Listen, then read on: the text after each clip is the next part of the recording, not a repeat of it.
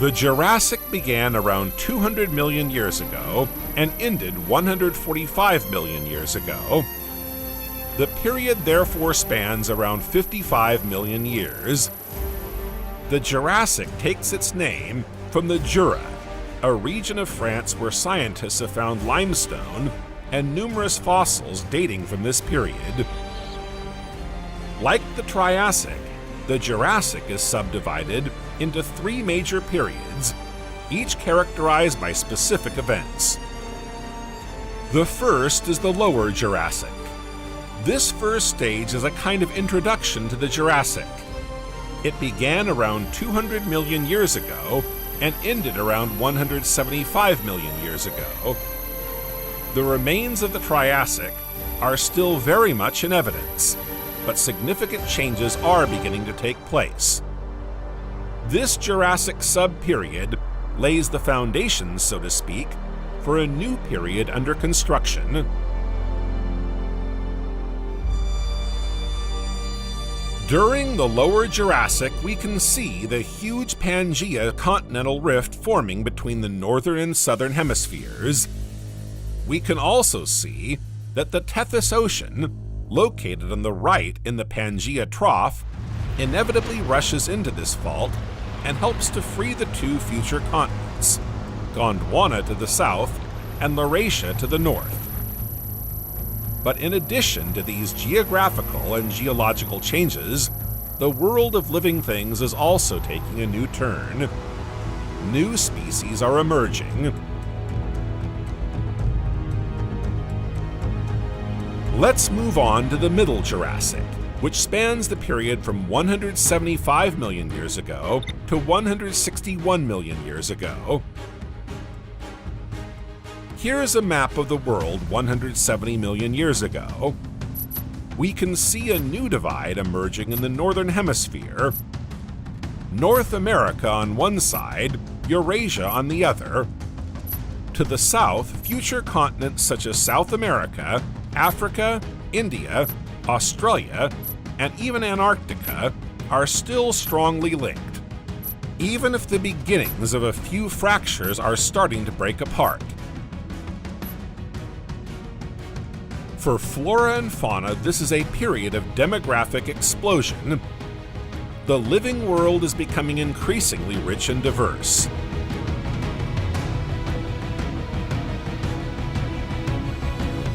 At the end of the period, around 150 million years ago, in the middle of the Upper Jurassic, from 161 million years ago to 145 million years ago, we can really see that the fractures to the south of the hemisphere are becoming more pronounced. The part of Gondwana that forms India, Australia, and Antarctica is moving further and further away from the part that still unites South America and Africa. To the north, we can also see new changes, notably on the continent that will soon form Europe. For the moment, it's just a huge archipelago in the heart of the Tethys Ocean. As you can see, geography underwent many changes during the Jurassic period. The face of the Earth as we know it today is slowly taking shape. A second continental waltz is underway. This time, it was not the formation of a single continent, but rather the formation of several perfectly distinct continents. Such geological changes have major consequences for climate.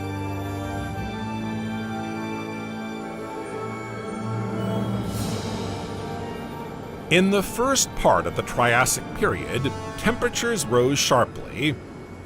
However, from the second period onwards, temperatures softened markedly.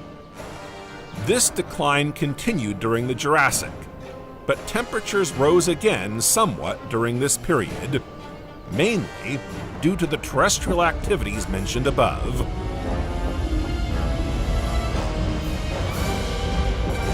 There are no polar caps yet to cool the Earth a little and slow down the sun's rays. Nevertheless, the climate is quite favorable to vegetation, and by extension, to the land animals that benefit from this plant cover. The Jurassic was hot and humid, unlike anything we experience on Earth today. This climate favors the expansion of flora.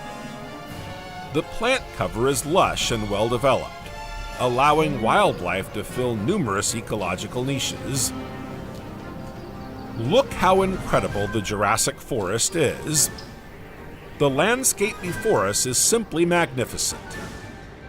After such a crisis, such dense, lush plant cover is reassuring. A few million years ago, the scene was very different. All was desolation, utter chaos. This time, life seems to inhabit this forest. Let's begin our journey in the heart of this undergrowth. Afterwards, we're sure to meet some of the forest's inhabitants and discover some emblematic Jurassic species. In what landscape did our famous Jurassic dinosaurs evolve? To understand the future diversification of dinosaur species, it's important to know not only the context, but also the world in which they evolved. As we've seen, the latter benefited from a lush vegetation cover. But what does it really look like?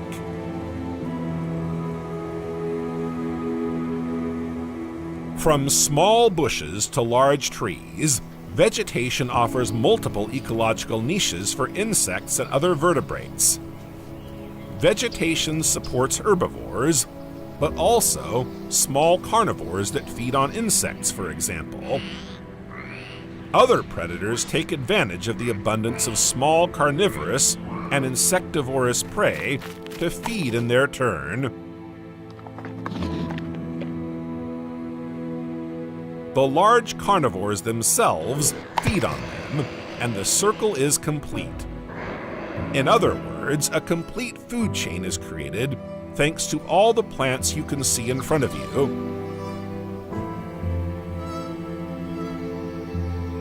In the forest, you'll find a bit of everything, from herbivores to carnivores, insectivores, and even omnivores. This dietary diversity is made possible by the wide variety of vegetation and environments found in the Jurassic. You have to go deep into the forest to understand this.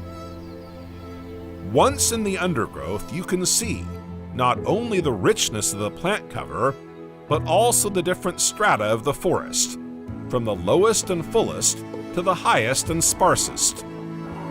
You can also see how varied the genera and species are.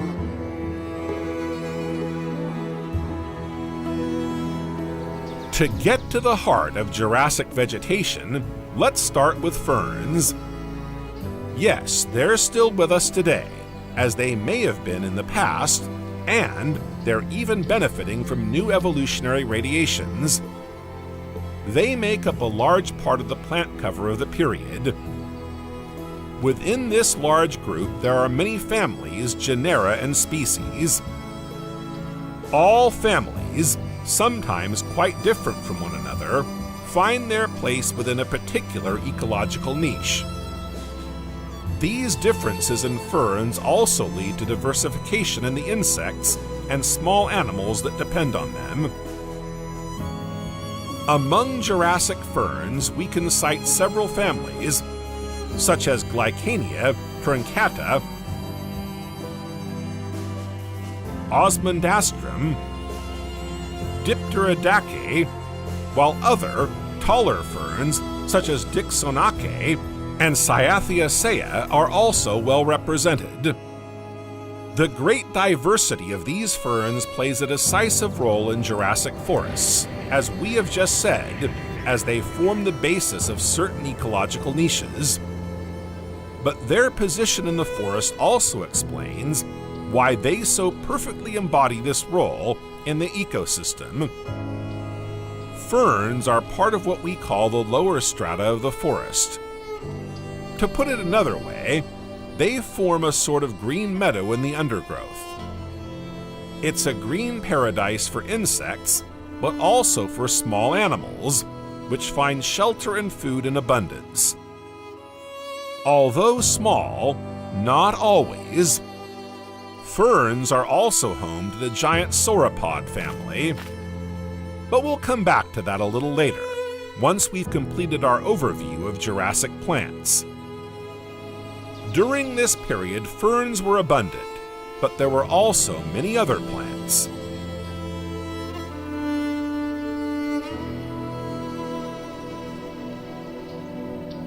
After the ferns and small bushes that form the undergrowth, there's a middle stratum and a higher stratum that make up the forest proper. This Jurassic forest is luxuriant and abundant all over the globe. Today, it's hard to imagine that vegetation could be so abundant all over the Earth, as different continents and geological zones embody different types of climate and therefore vegetation. But in the Jurassic, even on the fringes of present-day Greenland, known for its ice and biting cold, vegetation was rich and well-developed, unlike today, when it is rather low and sparse. Three main groups of arborescent plants can be identified in the Jurassic.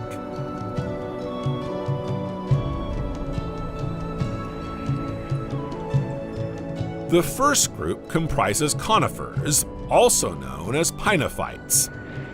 This group includes the Cheirolipidaceae, a family that is now extinct. The Araucariaceae and Podocarapaceae, on the other hand, are still around today. Pinophytes are large trees. They are easily distinguished from others by their cone-shaped fruit. These cones serve as the plant's reproductive organs. On this tree, some cones are male, others female. These trees are called gymnosperms. Reproduction requires a little help from Mother Nature, particularly from the wind, but also from a few insects of the Mecopteran family, which have been active since the Middle Jurassic. They also provide an ecological niche for small insectivorous animals that settle in the forest. Everything is linked in nature.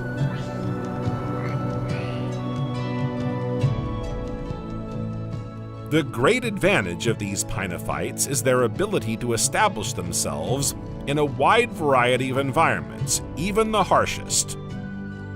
In this way, they have managed to colonize a large part of the world's landmass, even intertropical regions or salty environments, near coasts and maritime zones, for example. But this will not be enough to compete with angiosperms, the flowering plants that will soon occupy a large part of their territory.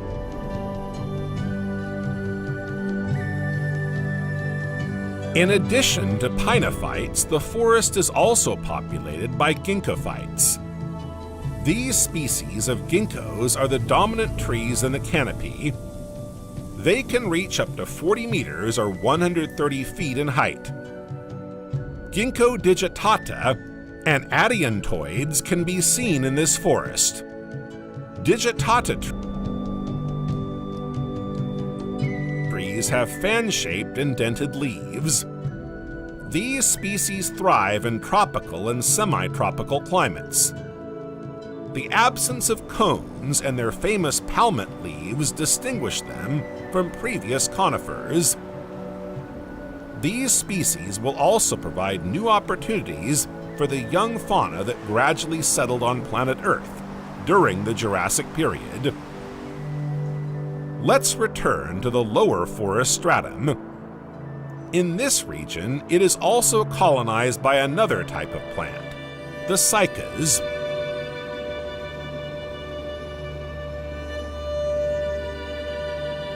The most dominant and emblematic group of the period is undoubtedly the so-called cycadophytes. Cycads are far from reaching the heights of the previous group. Their foliage covers the lower forest floor, rather like ferns. They are found mainly in tropical zones with their characteristic hot, humid climate. This tropical zone is a highly favorable environment not only for these plants, but also for the many insects and small animals that depend on them. Some of these species, such as Pseuductennis and Nilsionia, look a little like palm trees, with a crown of large leaves that fall and form the trunk.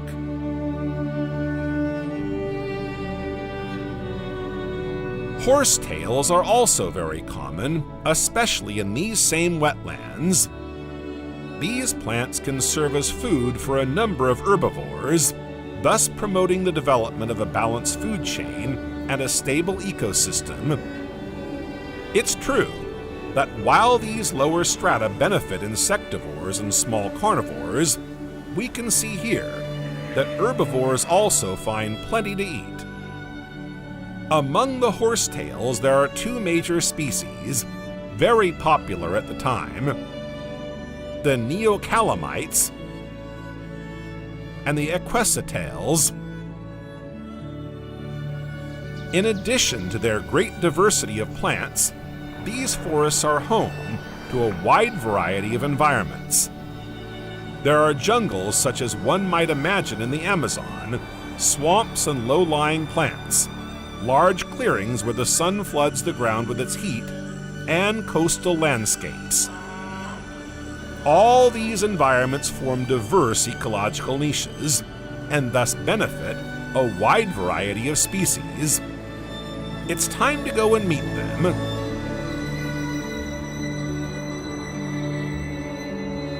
Let's stay on the edge of the forest near this swamp and begin our discovery of Jurassic fauna with a group we've been following for some time now, the amphibians.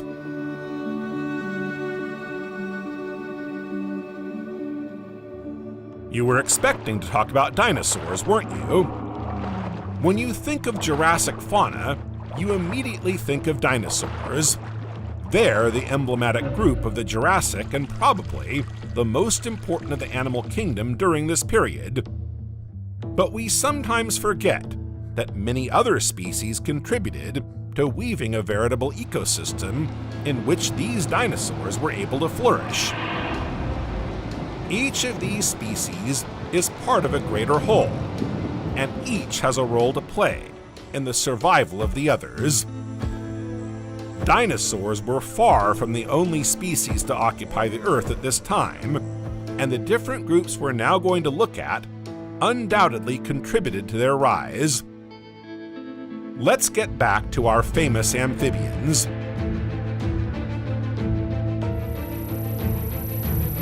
During the Carboniferous and Permian periods in particular, amphibians were the main terrestrial predators, so to speak. Their size was sometimes much greater than we would have expected from the amphibians we know today. By the Jurassic period, they had largely lost this prominent position. Despite their great size, the amphibian population declined considerably, to the benefit of new species. After the Triassic crisis, the arrival of the first dinosaurs and the great diversification of lizards, these animals saw their ecological niche shrink dramatically, all of which logically led to a population decline. When there's no more food and a loss of territory, the species slowly dies. Despite this, a few managed to survive the Triassic period. These even managed to settle comfortably into the Jurassic. So all is not lost for our amphibians. During the Middle and Upper Jurassic, we discover a group that continues to grow to the present day through three major families. These are the Lysamphibians. They form the only surviving group of the amphibian class.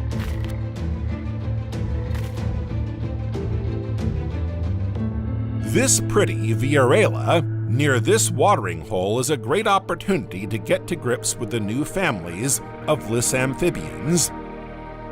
It's probably one of the oldest frogs and a member of the anarin family. Feeding on insects, this little Viorella measures just a few centimeters long. However small, it already displays the physical characteristics of frogs as we know them today, including the shape of its head, large eyes, and muscular legs.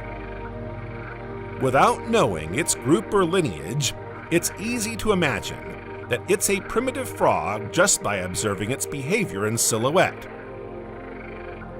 The lissamphibians include the anarin family and frogs like the one we've just seen. Lissamphibians also include the urodal family, i.e. salamanders, and the gymnophian family, vermiform amphibians also known as apodes or Cecilia. It is these last two families that will interest us now.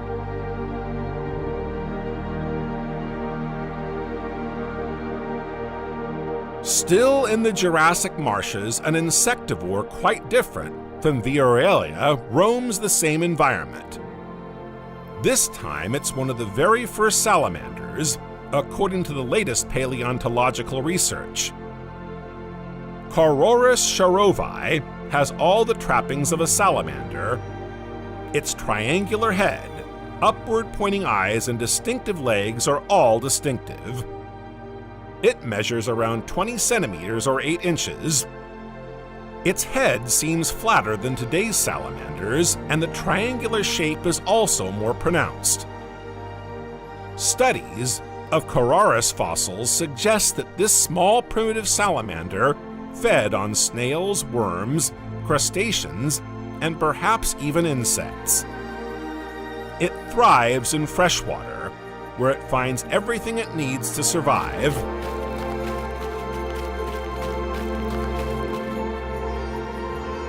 In the early Jurassic, a worm-like amphibian also appeared.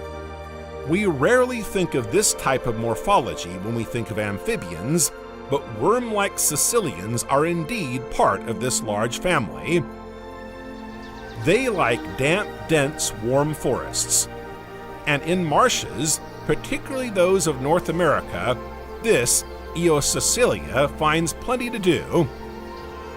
It measures around 15 centimeters or 6 inches long.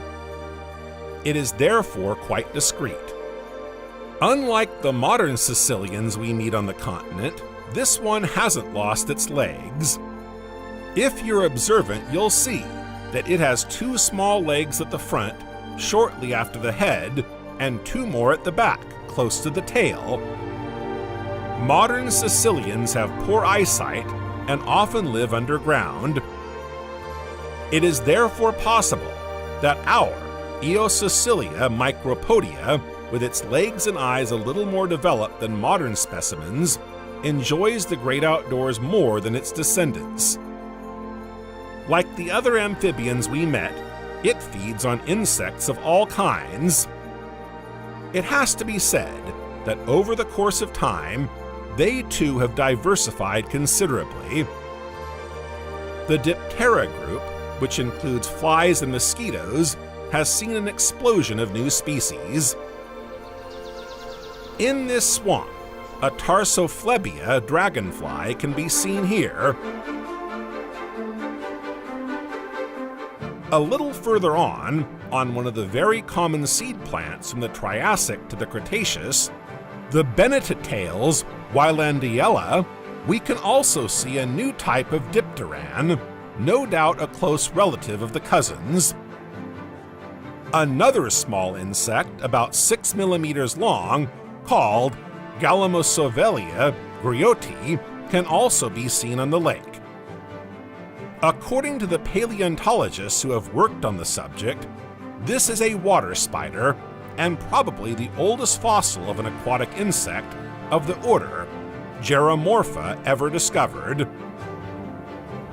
This region is ideal for observing insects, so let's stop here for a few moments to take a closer look at a few of them.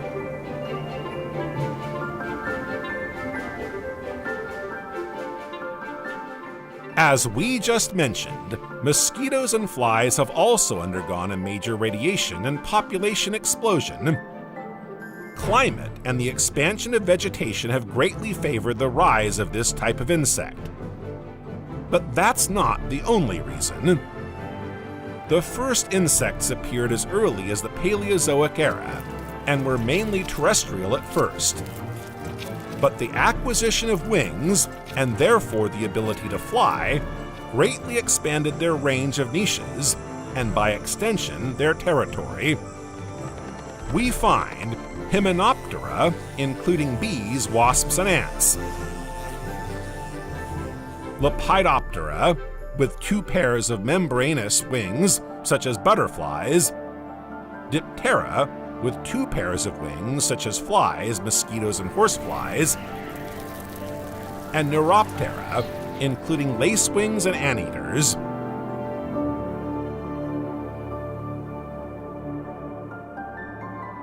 One of the most represented groups of Diptera in the Jurassic is undoubtedly the Stratileidae.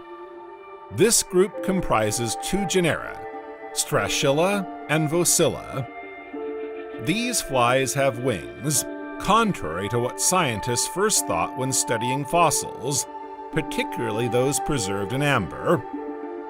What led them astray were the fossil remains, without wings. The explanation actually lies in their deciduous wings. Like many modern insects, such as ants, these flies probably lost their wings after mating. Sexual dimorphism is also noticeable in these species. Males have enlarged hind legs. This can be explained by mating requirements, since during their lovemaking the male has to position himself above the female and hold on with his hind legs.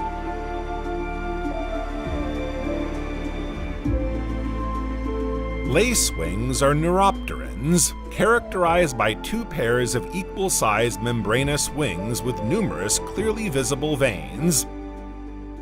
Jurassic lacewings have much to teach us. Fossils, for example, have revealed that these insects were already using camouflage as a means of survival, particularly in the larval stage. They blend into the background, make themselves forgotten, and can thus hope to slip through the net of nearby predators. Polystoicotes punctata, commonly known as the giant chrysopod, first appeared in the Jurassic period and was still around until the 1950s to 1960s. Incredible as it may seem, the giant lacewing seems to be back in the news. A specimen was found in Arkansas, USA, in 2012, but it wasn't until 2020 that entomologist Professor Michael Sfarla made the connection with Polystoicotes punctata.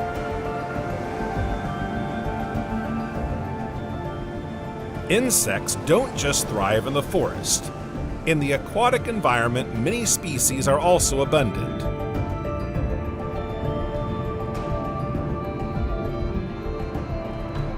Another giant insect.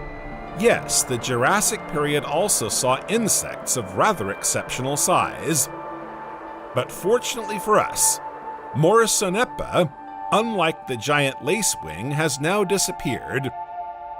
Morrisonepa is one of the giant water bugs, like the genus Lothoceros. And the latter are not renowned for their beauty or gentleness. These insects are extremely painful to bite, injecting their prey with a saliva packed with enzymes that break down proteins. No chance of escaping. Using its proboscis, the giant bug simply sucks up the delicious cocktail of the prepared mixture, a semi-digested bodily liquid from the prey. If Lothoceros can prey on snails, crustaceans, fish, amphibians, or even snakes, it may be that our Morrisonepa has the same culinary tastes. Other forms of insects are also making their appearance. As we'll soon see, Dinosaurs, particularly feathered ones, but also furry mammals, also emerged in the Jurassic. These feathers and hairs offer new opportunities for insects, which can easily attach themselves to their new hosts. Fleas, for example, which are hematophagous insects that feed on blood, made their grand entrance into the animal kingdom to the great displeasure of their hosts. Finally, it was in the Jurassic period that the very first snakes appeared. One of the world's oldest snakes, Diablophis, can be seen here.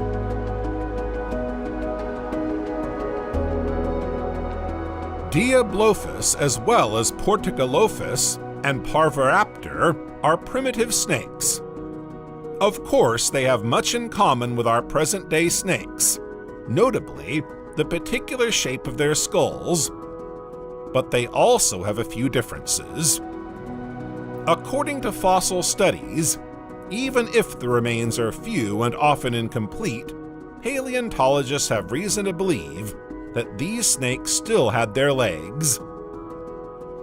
If we summarize the Jurassic context seen in this first part of the video, we can see that plants, insects, amphibians, snakes, and other small animals of the forest and lower vegetation provided a rich ecosystem and varied ecological niches.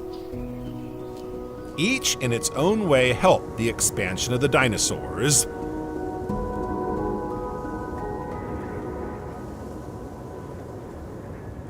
It's impossible to talk about Jurassic fauna without mentioning dinosaurs, of course, so here we are at last, right in the heart of the Jurassic, facing those famous dinosaurs. They are the emblematic animals of the period. They were very diverse in the Jurassic period, but also very numerous. Remember, dinosaurs first appeared in the Triassic, but their presence was still rather timid. And then, after the crisis, some of them didn't survive.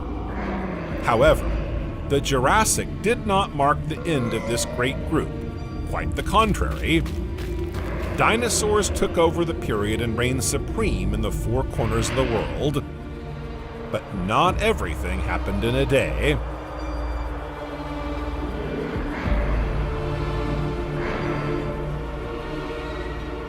For them, it all began with the archosaurs, their common ancestor, an animal clade that includes crocodilians, birds, pterosaurs, and of course all dinosaurs. What all these seemingly different species have in common is a particular feature of their anatomy, the gizzard. This muscular part is used to crush hard food. Over the millennia, archosaurs formed various lineages, including the one we're particularly interested in now, the dinosaurs. Their emergence was still rather fragile at the beginning of the Triassic period, especially as the first specimens were already facing major difficulties that were to slow down their evolution initially, the biological crisis that marked the end of the first Mesozoic period. First of all, it took time for nature to recover from the obstacles placed in its path. The Jurassic therefore represents an initial period of calm. The lower Jurassic in particular is a transitional period when nature and the living world gradually reassert their rights. Some species die out, others survive, and that's about it. No major radiation, no demographic explosion of any species. But once the lower Jurassic is over, the middle Jurassic is marked by a great explosion of diversification and the development of numerous species. This demographic and radiative explosion continues into the upper Jurassic, and the vast majority of these species belong to the vast dinosaur family. From the middle Jurassic onwards, the era of the dinosaurs was truly established. adaptations, radiations, evolutions, diversifications, demographic explosions, everything came together for dinosaurs to become major players in the Jurassic period, and more broadly, in a large part of the Mesozoic.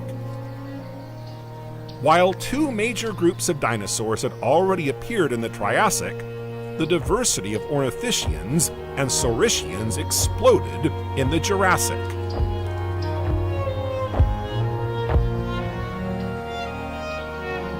Among the ornithischians, mainly herbivores that moved in herds, three major groups appeared that were to expand the dinosaur family: the theriophores, the ornithopods, and the marginocephali.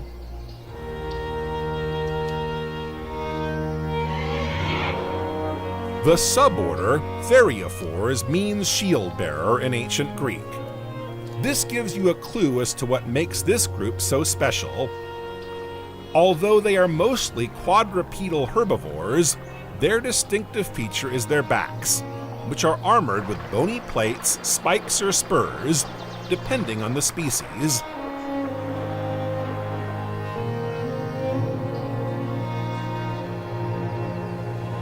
As we saw when discussing vegetation earlier, there were several strata in the plant cover. Low-growing plants were one of the favorite foods of the dinosaur that now awaits us. It's a very popular dinosaur, recognizable by its famous bony plates alternating in two rows on its back. This is the famous Stegosaurus. His body is quite stocky, but his head is rather small compared to the rest of his body. Scientists are still debating the usefulness of Stegosaurus's bony plates, but several interesting hypotheses have been put forward. One of these is that they may have been used as a deterrent, or even a defensive device against predators. Stegosaurus, especially juveniles, were preyed upon by dinosaurs such as Allosaurus and Ceratosaurus. Recent research also suggests that these plates were gorged with blood and therefore sported a bright red hue that could also greatly intimidate any bold predator.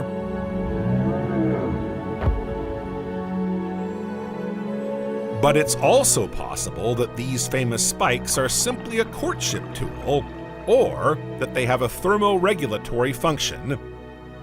If they are also vascularized, they can act a bit like a solar panel, capturing heat and transmitting it into the bloodstream to warm the animal's body.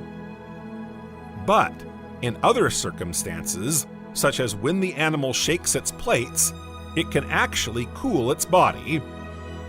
In other words, he's got both air conditioning and heating at his fingertips. To get around, he had a good footing on his four legs. It has 3 little toes on its front legs and 5 on its hind legs. There are pads under each of them. On the other hand, his posture is a little unusual.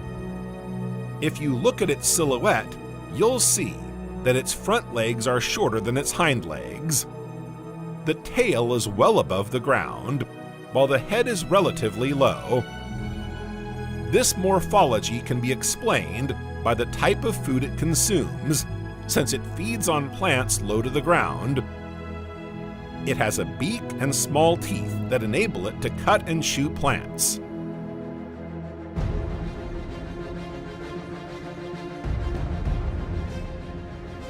Another type of dinosaur had bone plates, but they are quite distinct from those of the Stegosaurus.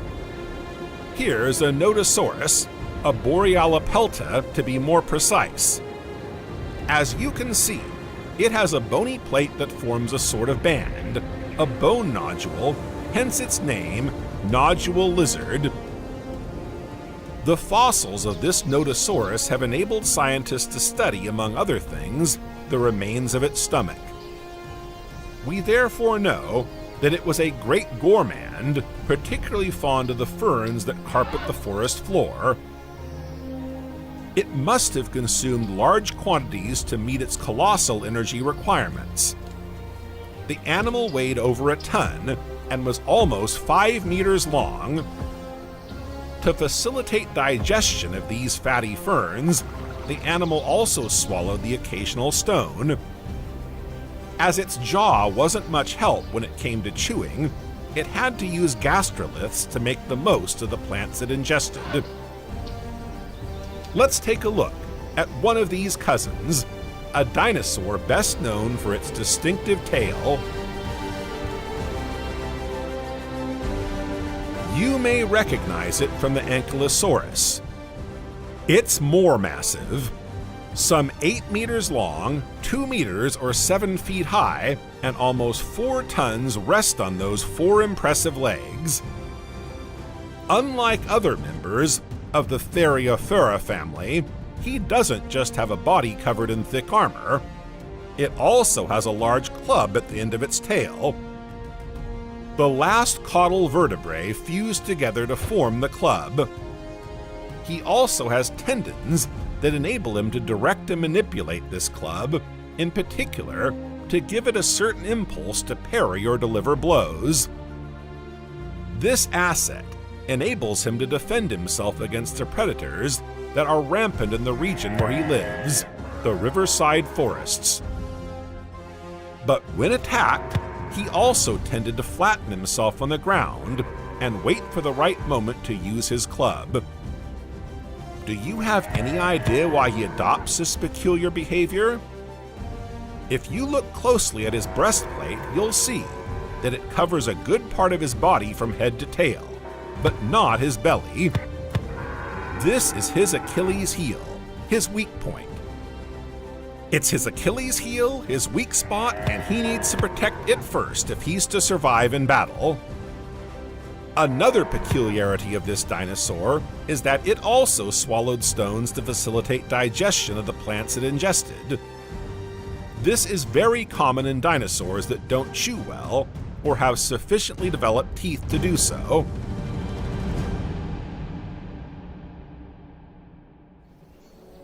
Let's take a look at another type of dinosaur, the ornithopoda. They may not be the most familiar to the general public, but they are one of the most successful and longest-lived dinosaur lineages. Just look at the great diversity of subgroups that define this branch. Frabrosauridae, Heterodontosauridae, Hypsilophodontidae, Iguanodontidae, Hadrosauridae, and each of these subgroups has a large number of species. This time, the ornithopods, unlike the theriophores, are herbivores for the most part, but walk more easily on 2 rather than 4 legs. Fabrosaurs are the oldest ornithopoda, but also the most primitive. They were very small compared to other groups, between 60 and 120 centimeters, or 24 inches and 47 inches. Heterodontosaurs were already a little more developed. We see the horny beak appear, but also more complex teeth. Heterodontosaurus, for example, sported 3 types of teeth: sharp teeth that formed a real jaw with fangs, and wide teeth for crushing plants. A new specimen of this group was discovered in 2012, even though it was discovered much earlier. Pegomastax africanus is an astonishing little animal, measuring 45 centimeters or 18 inches long. While its skull is reminiscent of a parrot, its body is more like that of a porcupine and its teeth more like those of a small feline carnivore. Despite its sharp fangs and canines, it's definitely a herbivore, and perhaps even frugivorous, to be quite precise.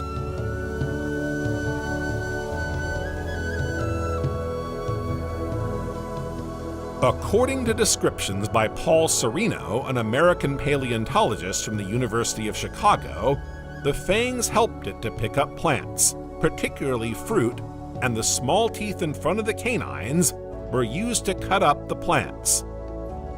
It's also possible that these teeth were used to defend against predators or to protect their territory, for example. The Hypsilophodontidae group is best illustrated by Hypsilophodon. They can be found in every corner of the globe. They are larger than the previous ornithopods we have encountered. Hypsilophodon can reach 2 meters or 7 feet in length and weigh around 25 kilograms or 55 pounds. Its beak, quite similar to that of a turtle, enables it to cut the vegetation on which it feeds. As for its gait, its skeleton seems to indicate that it is undoubtedly a good runner. But the latter is of particular importance here, not because of its running prowess, but because it may have given rise to the next 2 lineages, the hadrosaur and the iguanodont. This time, the latter evolved mainly on 4 legs. However, it's not impossible that they were able to run on their 2 hind legs to escape, for example.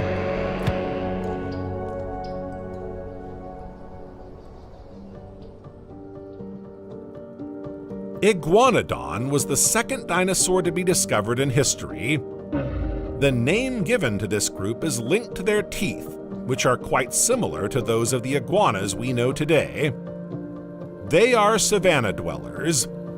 It feeds on ferns, but also on arborescent plants such as conifers, cycads, or ginkgos, for example. He was able to get to grips with them, as he was able to chew for a long time. We mentioned this earlier in connection with vegetation, and it's important to make it clear here. As you can see from the presentation of these first dinosaur species, all the plants we have seen above provide an ecological niche for dinosaurs that are very different from one another. Ankylosaurs like low-growing plants like ferns, while others like Iguanodon are better equipped and taller, and can take advantage of arborescent plants like conifers or ginkgos.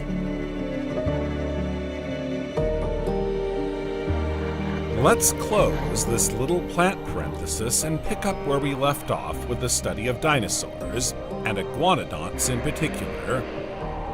With research and discoveries evolving day by day, each time revealing a new facet of our distant history, the genus Iguanodon is in the process of being redefined, if we can put it that way. Certain species of Iguanodon, for example, are sometimes given different names, such as beryllium, dolodon, Hypsilospinus, Pterylion, or Wadhurstia. Nevertheless, let's try to establish some general characteristics of the genus by studying Iguanodon bernissartensis.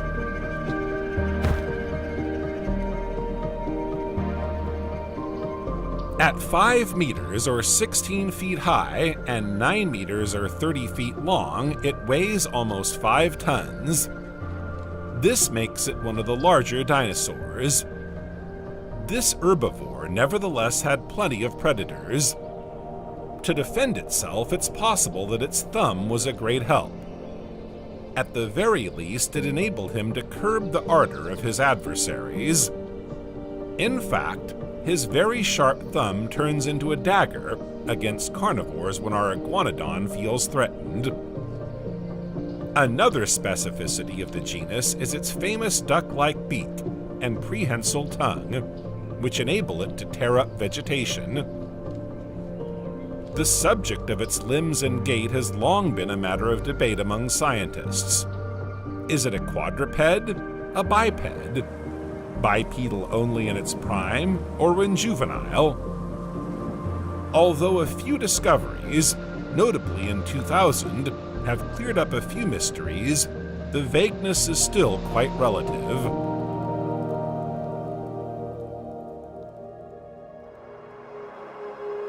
Its long, heavy tail is the main reason for questioning its approach in the first instance. To understand ancient species, we rely on our knowledge in comparison with current species. Here, scientists see some semblance of a kangaroo. Its strong, muscular tail could provide support for the animal, which would then walk on its two hind legs. But in the 2000s, paleontologists brought to light an essential new feature of the iguanodon skeleton. Its caudal vertebrae are connected and rigidified. The first thesis no longer holds. It would seem that the tail is more a kind of balance beam, or even, depending on the situation, a counterweight. Although it moved mainly on its four legs, it's not impossible that it also moved from time to time on its two hind legs, perhaps to run and escape. The strength of herbivores to defend themselves lies above all in the horde. In a group, you're stronger. They protect each other. Iguanodons were no exception to the rule. They may also have formed part of an interspecies horde, alongside ankylosaurs, for example, to increase their chances of curbing the ardor of nearby predators. Especially as these dinosaurs did not feed on the same plants, they had everything to gain and nothing to lose by joining forces to preserve their safety.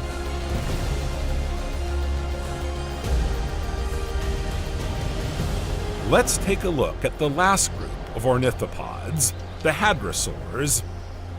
According to certain paleontological studies, hadrosaurs are descended from iguanodonts. It's true that they share many common characteristics.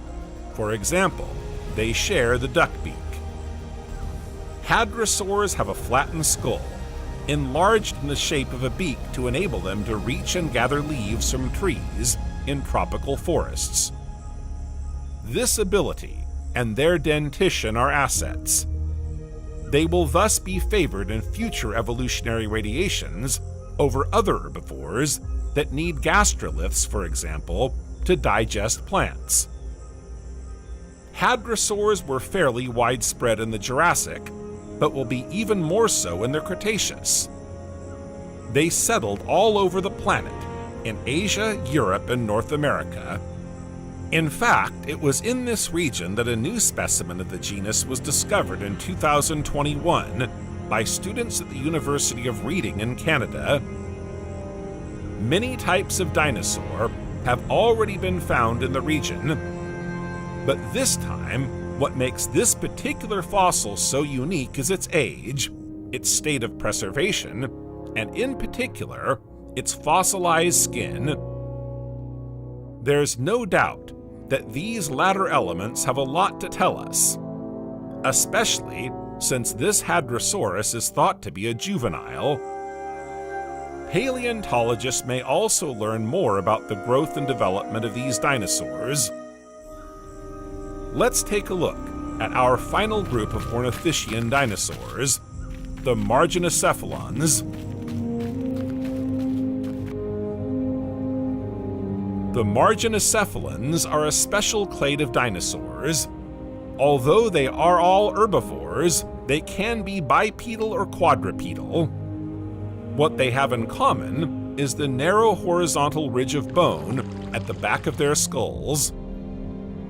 This group was to develop more extensively in the following period, the Cretaceous.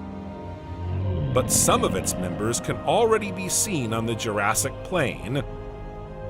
One of the best-known groups of marginocephalons is the ceratopsians. They were the group's first members. They appeared at the end of the Jurassic in present-day China. Unlike their future descendants, our first ceratopsians did not yet have the famous ruff like that of the famous Triceratops. They have an armored body and a rostral bone in the jaw.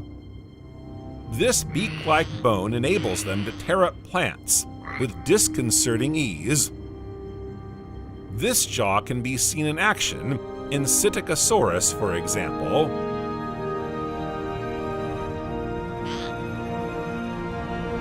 Bipedal, it is the size of an antelope. Like our modern rodents, its teeth are self-sharpening. They wear down to create a sharp edge that can cut through the toughest plants. Despite its effective jaws for cutting plants, it is not yet very well equipped in terms of digestion. It must therefore use gastroliths to crush food in its digestive system. Many Psittacosaurus fossils have been found. In some cases, up to 50 gastroliths have been found. Paleontologists believe that these gastroliths may have been stored in the gizzard, the muscularized part of the stomach. Our Psittacosaurus closes the chapter on ornithischians. Now it's time to discover the member of the second dinosaur clade, the Saurischians.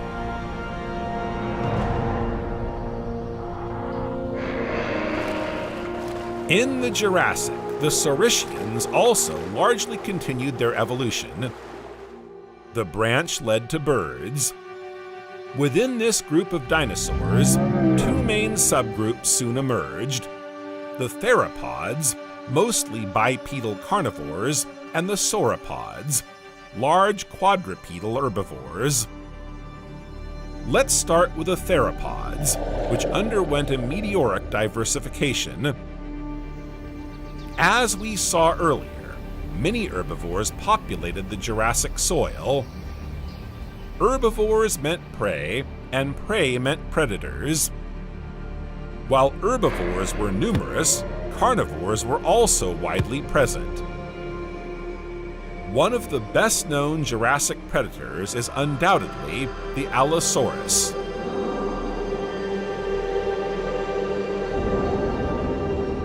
Often confused with Tyrannosaurus, Allosaurus is one of the great predators of the Jurassic.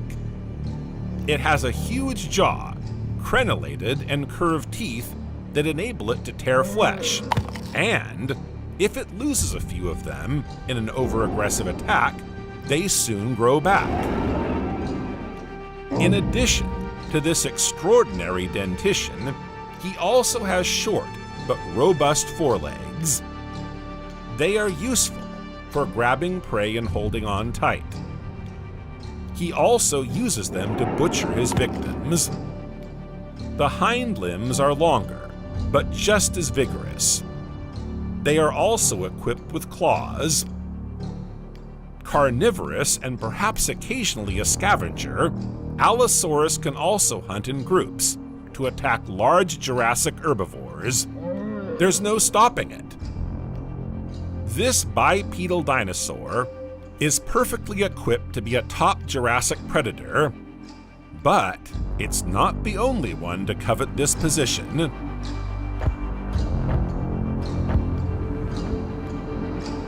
Let's take a look at the Megalosaurus. At 7 meters or 23 feet long and 3 meters or 10 feet high, it's quite imposing. It was the very first dinosaur to be described and given a name. In fact, it means great lizard in ancient Greek. It has many of the same characteristics as the Allosaurus. These include short, clawed forelimbs, longer, sturdier hind limbs, and a crenellated, blade-like jaw. It was one of the most feared predators of the Jurassic period.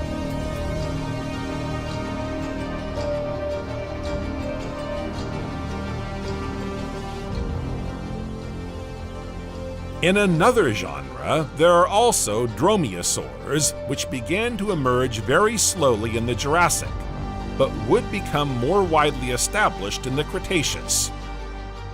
This time, we're dealing with a medium-sized carnivore. Its distinctive feature is that it is covered in feathers. At least that's what the latest research has revealed about it. It shares many characteristics with primitive birds. Body shape, feathers, legs, and the famous claw on the second finger are just some of the bird-like features. This group of dinosaurs brings us to the avian dinosaurs, such as Archaeopteryx.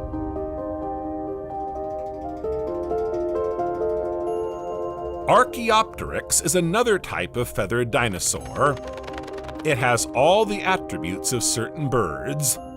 However, its reptilian side cannot be ignored either, with characteristics that define it as a small bipedal dinosaur akin to a Compsognathus, for example. This strange bird is undoubtedly the one that makes the link between dinosaurs and birds. With its claws and long tail helping it to maintain balance, it can easily hunt insects and small animals. Speaking of small animals, isn't the Jurassic known as the Age of Giants? So what's really going on?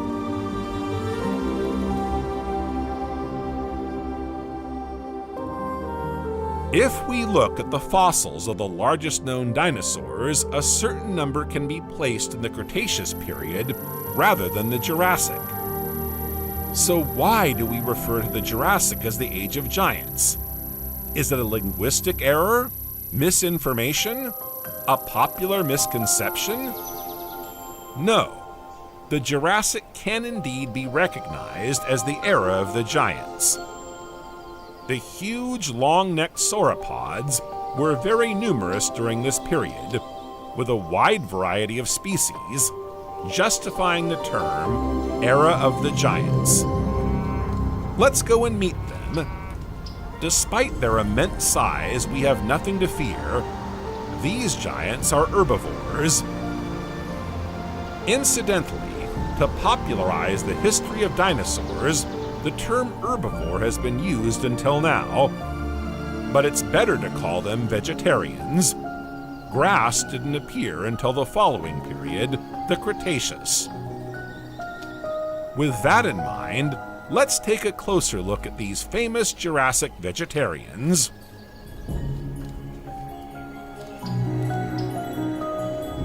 The first one we're going to meet is a Diplodocus. According to scientific estimates, Diplodocus halorum measured 30 meters or 100 feet and weighed 24 tons. Its neck is almost 6 meters or 20 feet long, enabling it to reach food inaccessible to many herbivorous dinosaurs. It can reach the tops of trees, such as conifers, but it can also extend its neck and feed on aquatic marsh plants or horsetail beds. Its extremely long tail is also very useful. Made up of 80 caudal vertebrae, it acts as a counterweight, but can also be a powerful deterrent to predators.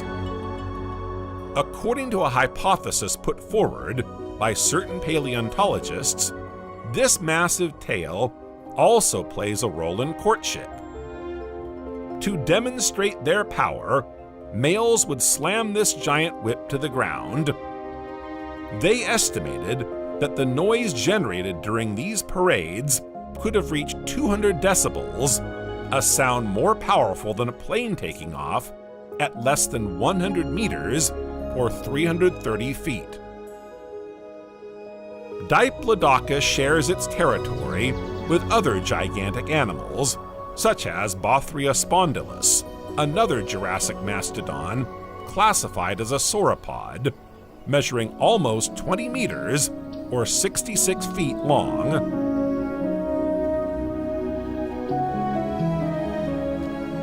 The Brachiosaurus genus is undoubtedly one of the best known to the general public. The full name of the genus's only species is Brachiosaurus altithorax. It too is one of the largest animals ever to walk the earth. It measures around 25 meters or 82 feet in length, and no less than 12 meters or 40 feet in height. Each of the vertebrae in his neck measures 70 centimeters or 28 inches, and he has 12 of them. Despite his oversized body, he has a small head. His guilty pleasure? The famous large trees we saw in the forest in the first part of the video, but also the cycads with their tender, tasty leaves. Despite its immense size, a serious competitor will soon be arriving in the Cretaceous, the Titanosaurus. After a long stroll through these Jurassic forests, it's time to see what's going on below sea level. The ocean is teeming with extraordinary creatures. Since the Triassic, the marine world has also undergone many upheavals.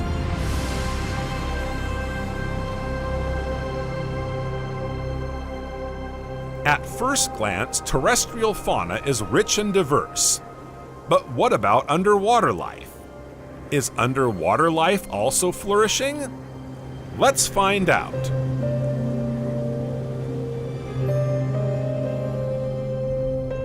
In the heart of the Jurassic Ocean, of course, we find many of our famous shell animals, which form one of the bases of the food chain. Some of them are very special. We first encountered them in the Triassic, and they continued their reign of the shallows during the Jurassic. These are the ammonites. They are so numerous and diverse that scientists consider them to be stratigraphic markers. In other words, depending on the fossil species found, they are able to determine the age of the soil. Ammonites are therefore abundant in the ocean, providing a veritable food source for small and medium-sized predators. But ammonites are not always easy prey. At least some species are undoubtedly difficult to attack by small predators. Indeed, paleontologists have unearthed an ammonite measuring almost 2 meters, or 7 feet in diameter.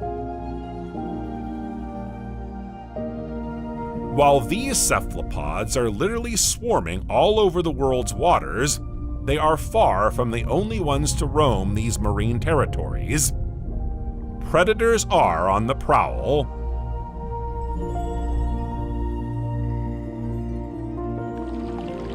In the Triassic, we were able to see some great marine reptiles, such as the Nothosaurus. Unfortunately for them, despite their impressive power, they were unable to survive the crisis that marked the end of this period.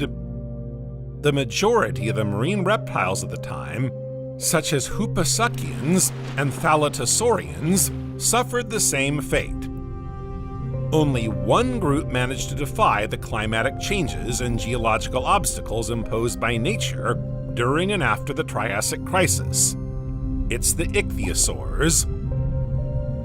Thanks to the latest discoveries by paleontologists, we now know that these marine reptiles were warm-blooded animals and that they gave birth to their young in the open sea. Skeletons of embryonic ichthyosaurs have been found inside the bodies of adult individuals, sometimes even in a position indicating that they were ready to give birth. Their size varied greatly from species to species. The smallest measured barely 1 meter or 3 feet in length, but the largest specimens could reach 20 meters or 66 feet. If they are often compared to dolphins, it's not just for their elongated snouts and sharp teeth, but for the similarities in their way of life. They are adapted to a pelagic lifestyle, but can also descend to the depths. They feed on fish and ammonites. Despite their formidable rise and great adaptability, the ichthyosaurs were to face stiff competition from the massive arrival of the plesiosaurs.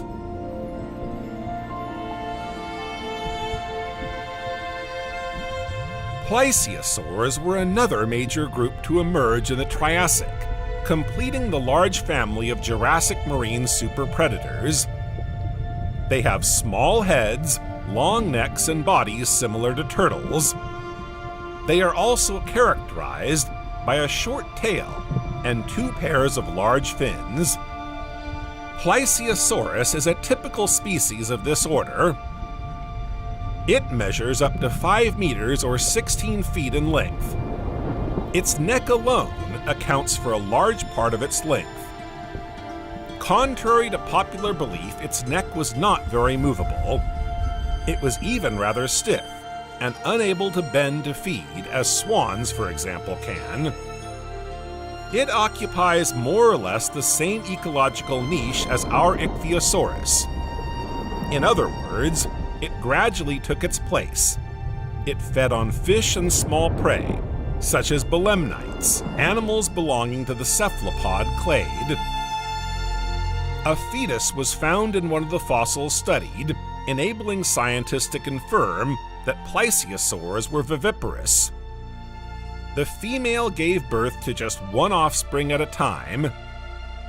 Guided by her maternal instinct, she took care of him during his early years, taking the time to teach him everything he needed to know, such as how to find the most beautiful belemnite specimens. This way, he could fend for himself later on in this blue immensity.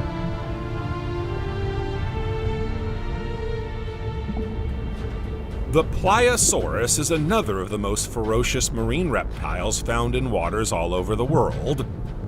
It even terrorizes other marine reptiles, such as our Ichthyosaurus. Its jaws, armed with 130 sharp teeth, are enough to make the ocean tremble with fear. Long and razor-sharp, they kill with one clean stroke. Its size is matched by its formidable dentition. It could reach 13 meters or 43 feet in length. Its swimming legs, 4 powerful limbs, propel it at high speed so that it can charge at its victims. The Pliosaurus is rightly nicknamed the T-Rex of the seas. Pliosaurs aren't the only ones to conquer the ocean. Crocodiles are also taking to the sea.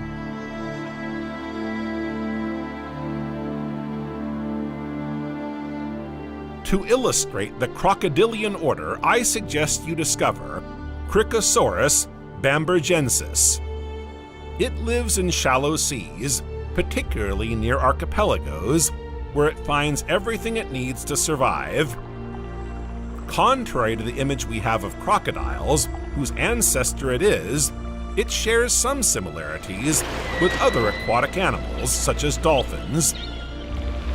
In particular, it has a caudal fin and limbs that are more akin to swimming legs than to functional legs for terrestrial mobility.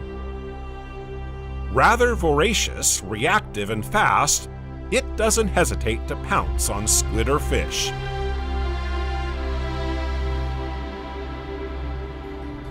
During the Jurassic period, a new lineage of marine turtles appeared in the aquatic world. Fossil remains of sea turtles have been discovered in Bavaria, southern Germany. The Solnhofia parsonsi turtle.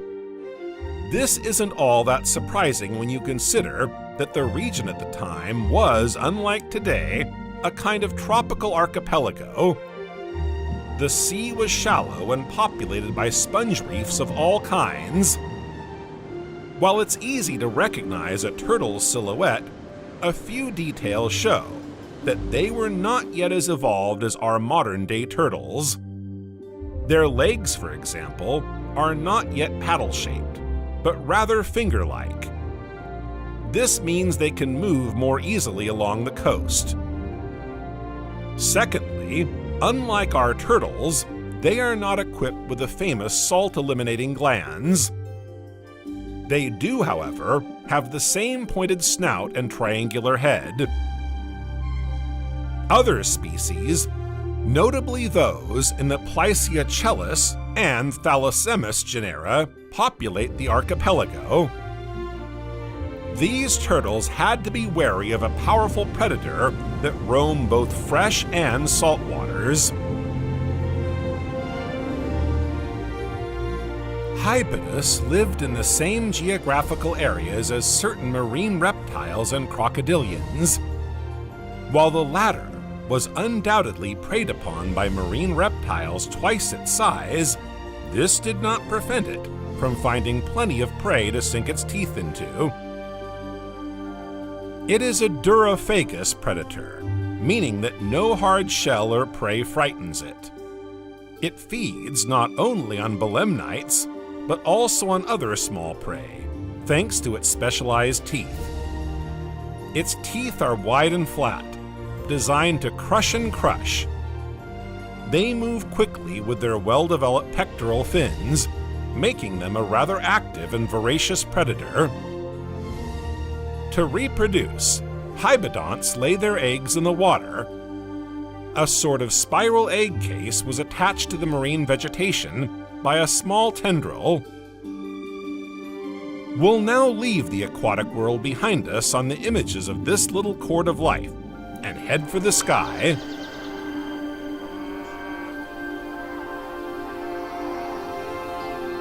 As we already saw when we looked at the Triassic period, the wide diversification of insects and their growing population in the forest heights, as well as the presence of large predators on the ground, favored the expansion of flying lizards. During the Triassic period, one of the first groups of pterosaurs, the rhamphorhynchids, appeared. Small in size, they were still quite primitive. But the Jurassic changed all that and shook things up a bit among these sky gods. Whereas in the Triassic we could admire Eudimophodon with a wingspan of around 1 meter, by the Jurassic, species such as Rhamphorhynchus with a wingspan of 2 meters or 7 feet were appearing. But it's far from the only one to roam the skies. One of the largest Jurassic pterosaurs is Dirkgiakonath with a wingspan of 3 meters or 10 feet. The Middle Jurassic also saw the emergence of a new family of pterosaurs. They are called pterodactyls. They can be distinguished from the more primitive pterosaurs by their shorter tails, absent fifth toes, and fewer teeth. They are generally smaller than our previous pterosaur specimens. Their average wingspan varies up to 1 meter or 3 feet in length, but some reached a wingspan of 3 meters or 10 feet in the Jurassic. These carnivores feed on fish, but also on small land animals on occasion. To help them in their predatory task, they are equipped with 90 small, fine, conical teeth. Large numbers of pterosaurs appeared in the Jurassic period. Although species diversified and developed even more widely in the Cretaceous, it is clear that they were beginning to make their mark on the Jurassic sky. If the pterosaur branch is diversifying to such an extent, it's because numerous niches among the sky gods are taking shape. To find their place, they had to adapt to their environment according to their needs. Pterosaurs come in all diets, insectivores of course, but also piscivores, filter feeders, and duraphages in the marine world, and carnivores, herbivores, and omnivores on the mainland. There are also changes on land, with new small mammalian animals.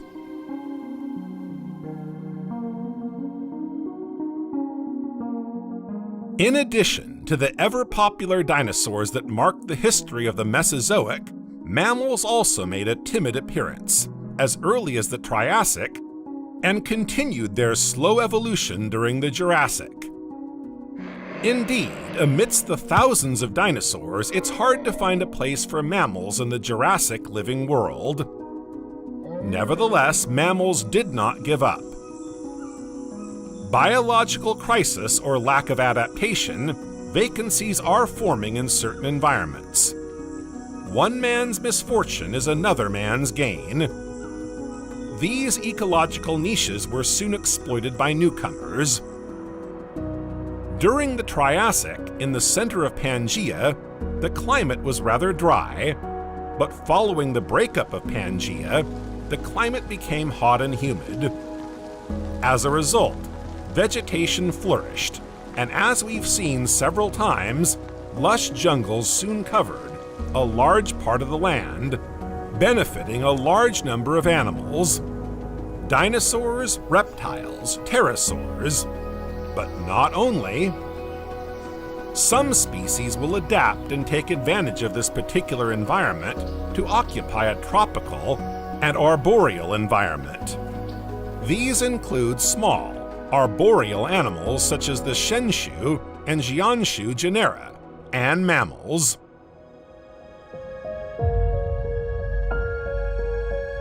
Shenshu is a small animal measuring 18 centimeters or 7 inches, with a long tail of 20 centimeters or 8 inches and a weight of around 300 grams. Its prehensile tail is one of the features that led paleontologists to classify it as an arboreal animal.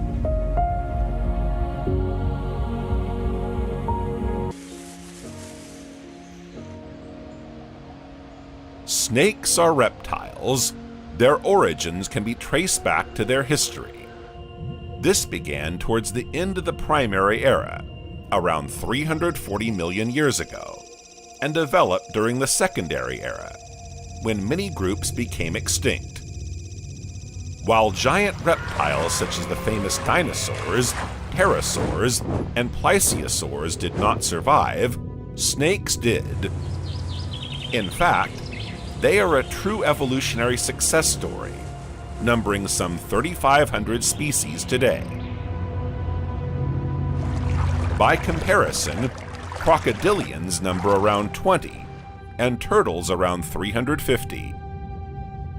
They have conquered the most varied environments, including deserts, marine environments, forests, and all continents except Antarctica.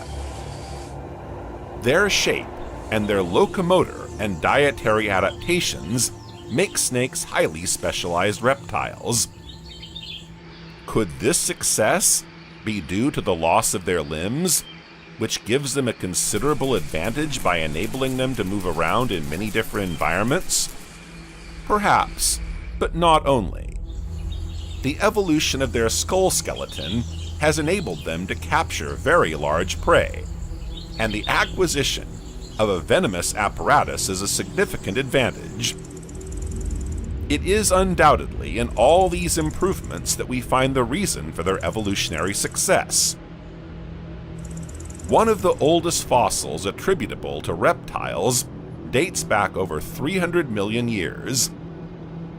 This small animal, some 20 centimeters long, is depicted with a massive anapsid-type skull, found today in turtles. Anapsids gave rise to two main groups, synapsids and diapsids. The synapsids later became mammals. Among the diapsids are the ancestors of snakes. The oldest known diapsid dates back some 300 million years. Petrolicosaurus cancensis measures 40 centimeters or 16 inches. It is certainly terrestrial and insectivorous. This little lizard lived at the end of the Carboniferous period, when the planet's atmosphere was rich in oxygen. Forests were lush and predators were giants. He feeds on the small insects they unearth in the vegetation, but he himself is prey. He is to contend with predators such as Meganeura, a giant dragonfly measuring 1 meter or 3 feet in length and 70 centimeters or 28 inches in wingspan. The Eurypterida, a kind of giant scorpion that could reach up to 2 meters or 6.6 feet in length for the largest specimens. The diapsids subsequently divided into two major groups, the archosaurs and the lepidosauramorphs. The first group includes dinosaurs and pterosaurs. Today, only crocodiles and birds, descendants of certain dinosaurs, remain. Lepidosauramorphs include pliosaurs, ichthyosaurs, and other placosaurs, which are aquatic animals, as well as lepidosaurians with sphenodontids, lizards, amphisbaens, and snakes. These last three groups are the most closely related animals and make up the squamates. Lizard morphology is highly varied. There are lizards with 4 legs and a long tail, and others with elongated legless bodies. What all lizards have in common is that they have lost the lower temporal arch of their skull. Even burrowing species lack both arches. Amphisbaens are snake-like burrowing animals. They have a ringed appearance thanks to skin furrows and resemble large earthworms.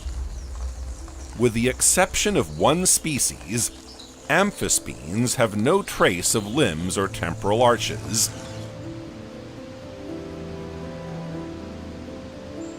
Snakes have lost both arches, have very elongated bodies, and are limbless. Their eyes have no mobile eyelids. Unlike amphisbaens, snakes are not ringed on the outside, but rather resemble apodid lizards. Snakes originate from the lizard amphisbaen family.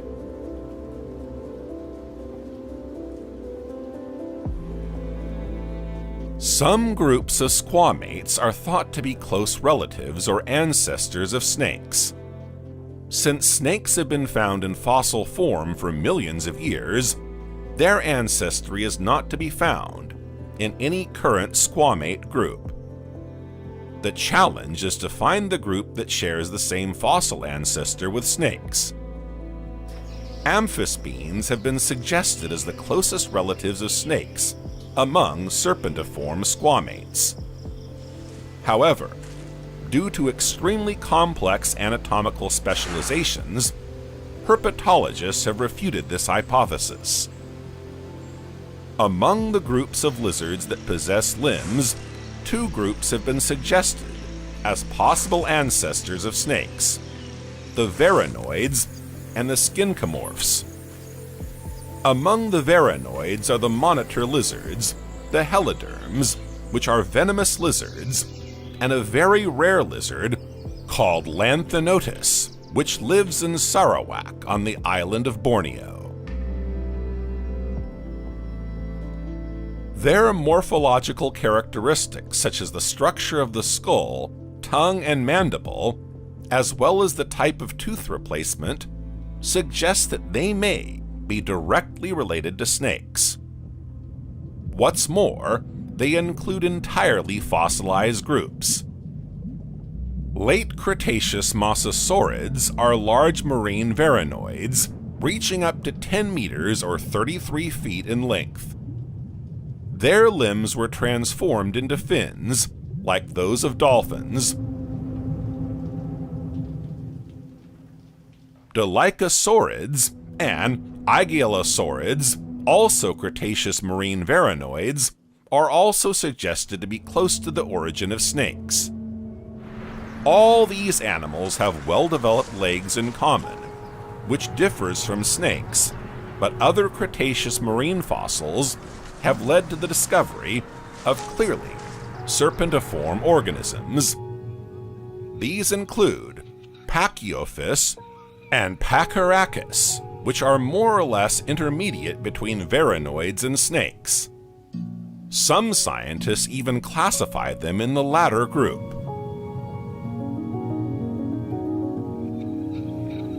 Pachyophis is a genus of snake that existed at the end of the Cretaceous. It belongs to the Cymeleophidae family. The Cymeleophidae family is characterized by hind limbs and a pelvic girdle. Pachyophis is about 1 meter long, with a flattened morphology, and pachyostosis, a non-pathological condition characterized by thickening of the bones. Its skull is thin and pointed. Its jawbones are more reminiscent of lizards than snakes. Conversely, Pachyophis' teeth are obviously snake-like. They are inserted into a bowl, like alveoli buried in the jawbone, and are present over the entire jaw. The presence of backward-pointing teeth indicates a carnivorous diet and a prehensile rather than biting action. Its jaw structure enables it to grasp and swallow at the same time. It feeds on soft, rather small and slippery foods, such as marine worms. The specimen's vertebral articulation is very similar to that of a snake, but the construction of the vertebrae themselves diverges. Pachyophysis lives in shallow aquatic marine regions. It moves by undulating horizontal movements of its body. Its neck is more flexible, indicating that it can perform vertical movements, such as holding its head above its flat stature, a common posture for an animal living in shallow water. Pachyophysis is a genus of snakes with well-developed hind limbs, including a hip, knee, and ankle joint. It is a surprising mixture of snake and lizard features, although its status as an ancient snake has been confirmed. The skull of Pachyophysis displays most of the features derived from modern snakes. Its body is slender and elongated. It was a slow swimmer, and therefore an ambush rather than a pursuit predator. Its narrow head and neck enable it to reduce water resistance, but also to feed in burrows or narrow crevices. Other contenders for the title of snake ancestor are the skinkomorphs. They include a large number of tetrapod lizards, but also some snake-like species. Some herpetologists have speculated that they may share a common ancestor with snakes, since the structure of the brain has similarities with the latter. But the study of fossils has not confirmed this hypothesis. Another possible relationship has been suggested between snakes and Pygopodidae, lizards neighboring the geckos of the Australian region. They have very elongated bodies with no forelimbs and very reduced hind limbs. But this hypothesis has been disproved. It is now accepted that snakes are descended from lizards.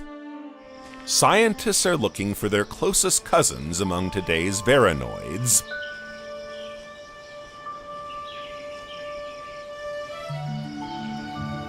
One of the key questions that remains is how lizards came to give rise to snakes. 3 hypotheses have been put forward, with snakes descending either from terrestrial lizards, aquatic lizards, or burrowing lizards. The first hypothesis is that of terrestrial origin. Very recently, a study published by Zhiheng Li and his team in the journal Nature in 2022, and other earlier studies, suggest that the terrestrial hypothesis is still considered likely, as it is supported by the discovery of new fossils of primitive snakes that display terrestrial characteristics.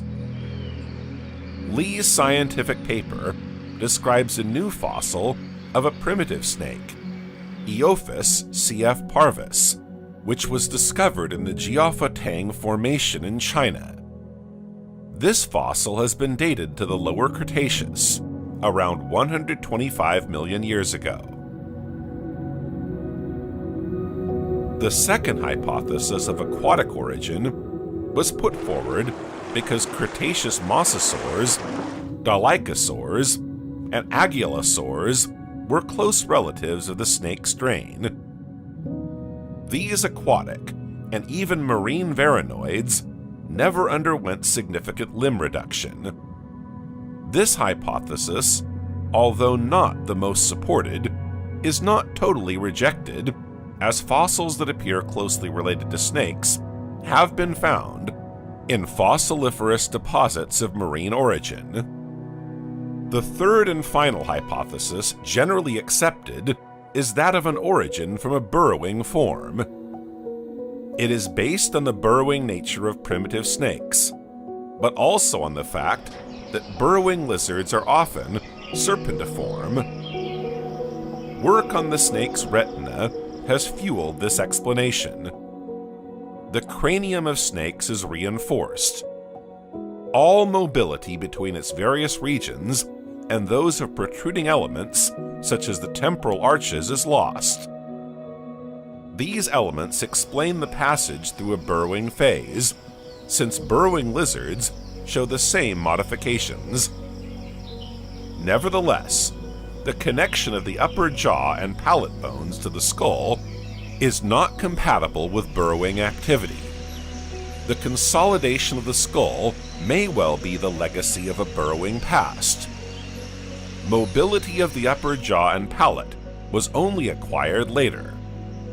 The elongation of the body and the loss of limbs are adaptations linked to the burrowing lifestyle, but also to the frequentation of burrows and crevices housing the small mammals on which snakes' ancestors fed. These last two hypotheses suggest that snake ancestors were half aquatic and half burrowing, living in mud like some modern, apodid amphibians.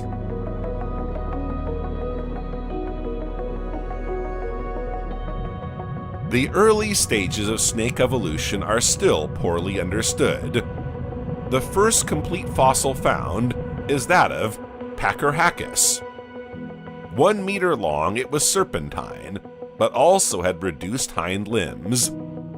It is difficult to differentiate between a varanoid lizard with a very elongated body and a primitive snake.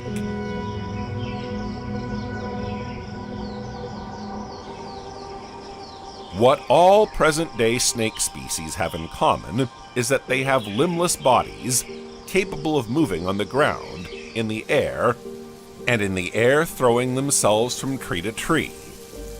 A Chinese charade fully describes the snake through a question: who runs without legs, swims without fins, and glides without wings? But how did snakes come to lose their legs? The evolution of limbs is generally linked to a type of habitat. In birds, for example, their wings began to evolve as they moved through the air. In the case of snakes, two hypotheses are put forward. According to the first, snakes lost their legs when adapting to marine life, while the second hypothesis maintains that this loss was due to an adaptation to subterranean life. In fact, their streamlined shape makes them easier to move around underground. Lizards and snakes dig their tunnels simply by pushing the earth with their heads. Legs just get in the way. According to recent research, notably that of the inner ear of Dinolycia, a type of primitive snake to which we'll return later, the most supported idea would be that the lineages that led to modern snakes lost their limbs when adapting to a subterranean life. This doesn't mean, however, that some Cretaceous lizards didn't one day decide to live underground and gradually lose their legs. Evolution is and always will be a random phenomenon. This new subterranean lifestyle reduced certain constraints on the genome of primitive snakes that were previously essential to their survival.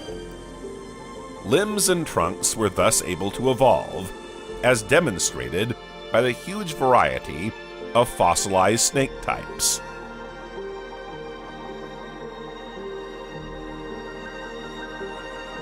The spinal column of snakes generally comprises between 160 and 400 vertebrae, whereas that of humans has only 33, and that of lizards between 25 and 100. The formation of this highly characteristic anatomical element has been studied through the embryonic development of vertebrates, and in particular, the stages leading to the formation of the spinal column. The blocks of cells that each give rise to a vertebra are called somites. It is from these that the head and trunk of membranous vertebrates are formed. At some point, these embryonic structures differentiate to form the various regions of the vertebral column, from the neck to the tail. In snakes, there is a gene specially named lunatic fringe, which is involved in the multiplication of vertebrae.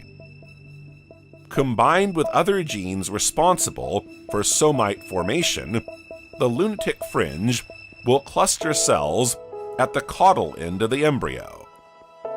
Once a certain number of cells have been brought together, a somite is formed and moves up the body. The set of genes responsible for somite formation represents the molecular clock of somitogenesis.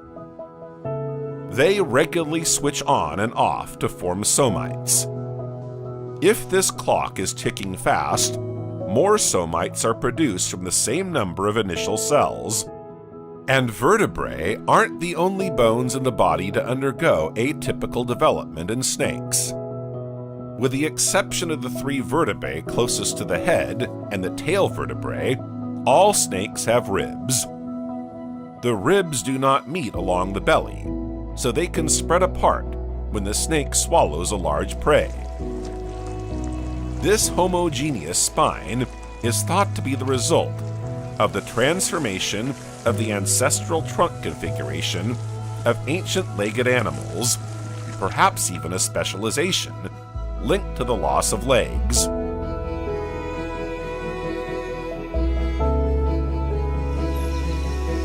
During the course of their evolution, snakes perfected several modes of apodous locomotion, i.e., limbless movement, as well as their prey gripping system.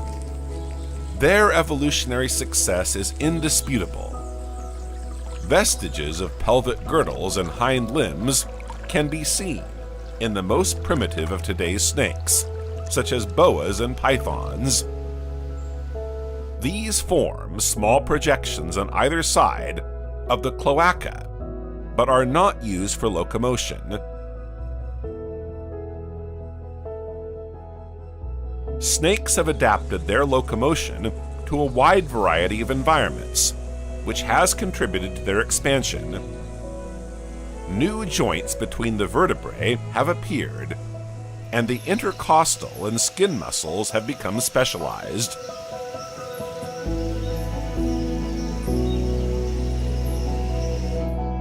The mouth, and more specifically the jaws, evolved in 2 different directions from a primitive stage. Scolosophids, with their small mouths, capture and ingest small prey. Alethnophids, which account for 90% of today's species, have large mouths, enabling them to ingest prey up to a size larger than their own. Because of their small size, Scolosophids fossilize very poorly, and scientists have little data on their past history. Alethnophids, on the other hand, are more easily visible. This adaptation modified the jaw skeleton, as well as the supratemporal and square bones, which are arranged differently in snakes. Alethnophids, which eat large prey, have developed an innovative mechanism not found in lizards and scolosophids. A joint between the snout and the rest of the skull allows the mouth to be enlarged to the maximum. This enables them to swallow larger prey in one go.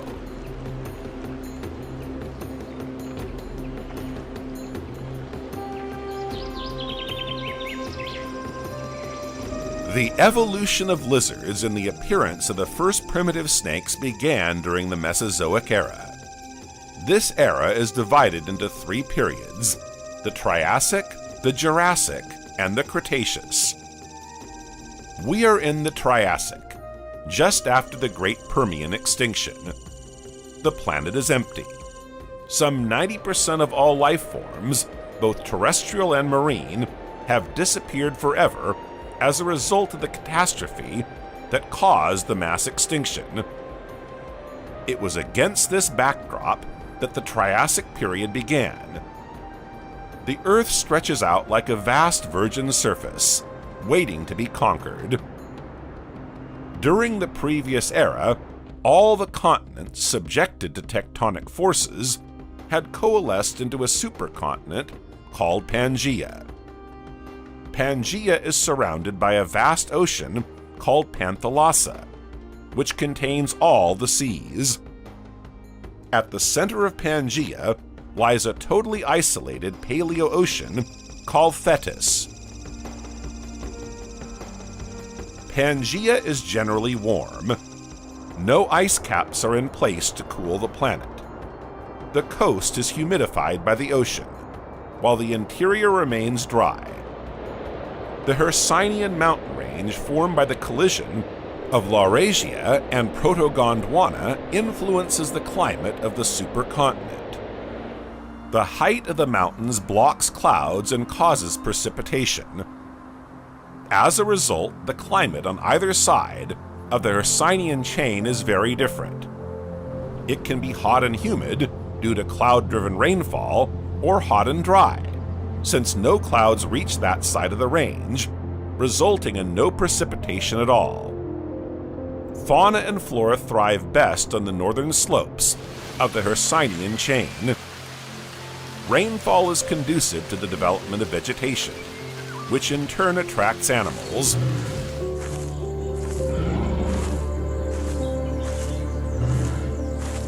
Mosses, gymnosperms, seed-bearing plants, ferns, and lycopods are timidly covering the planet, despite the catastrophe of the Permian extinction. Within a few million years, vegetation flourished again on Pangea. As for the fauna, many ecological niches were left vacant following the Permian extinction. The few surviving species will conquer them. Animals had to evolve and diversify to adapt to this new environment. New species appear.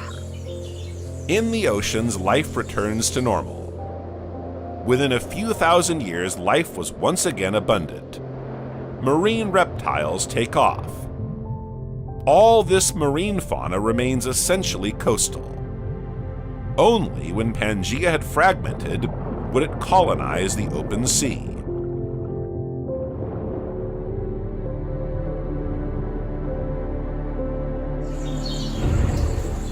On land, the survivors spread. At the top of the food chain are archosauromorph reptiles.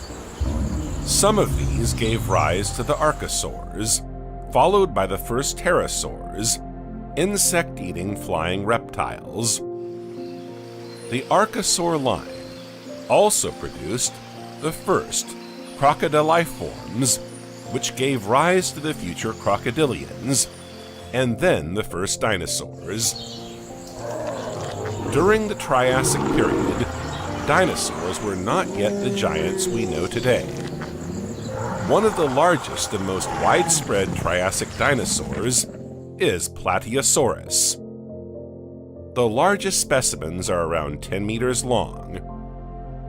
Mammals are represented by therapsids and dicynodonts, but they gradually declined as a cynodont branch developed. From the therapsid branch emerged the first mammaliaforms, very close relatives of mammals. These appeared at the end of the Triassic, but diversified during the Jurassic. A small, discrete animal remains alongside all these animals: Megachirella watchleri, the only species of squamate terrestrial reptile in the Megachirella genus. It measures around 15 centimeters or 6 inches, has a rather robust broad skull, a slightly elongated neck, and long, sturdy front legs. Its general morphology is similar to that of today's lizards. This terrestrial animal may well be the ancestor of the squamates we know today. But if it is to survive, it will have to demonstrate great resistance and adaptability to the events that lie ahead. The Triassic saw the beginning of the breakup of Pangea, which continued throughout the Mesozoic era. A fault appeared at the foot of the Hercynian chain, fragmenting the continent. The waters of the Tethys Ocean, which until then had been contained within the heart of Pangea, rushed into this fault, opening up a vast passage of water that would later become known as the North Atlantic Ocean. Pangea split, giving rise to Laurasia and Gondwana. The Tethys Ocean is now much larger than it was before. Its warm, sun-drenched waters and shallow depths became a veritable paradise for marine life. Following the fragmentation of Pangea, volcanism became frequent, releasing large quantities of methane and carbon dioxide. Global warming followed, triggering a new planetary crisis.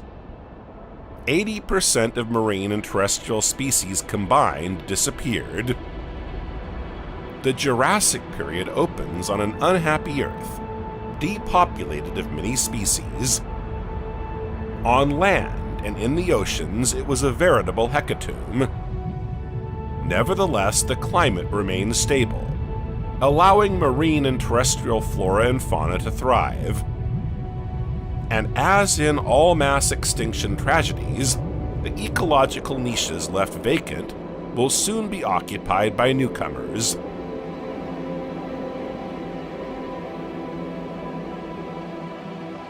Since the division of Pangea, the climate has become warm and humid, and vegetation has developed abundantly. Lush green expanses cover a large part of the continents. This vegetation benefits herbivorous animals enormously. They grow, diversify, and become very numerous. As their appetite increases, so does their size. The Jurassic is known as the golden age of the great sauropod dinosaurs. The famous Diplodocus, the Brachiosaurus, and the extraordinary Stegosaurus populate the Earth's surface. The Brachiosaurus is a quadrupedal dinosaur with longer limbs at the front than at the back.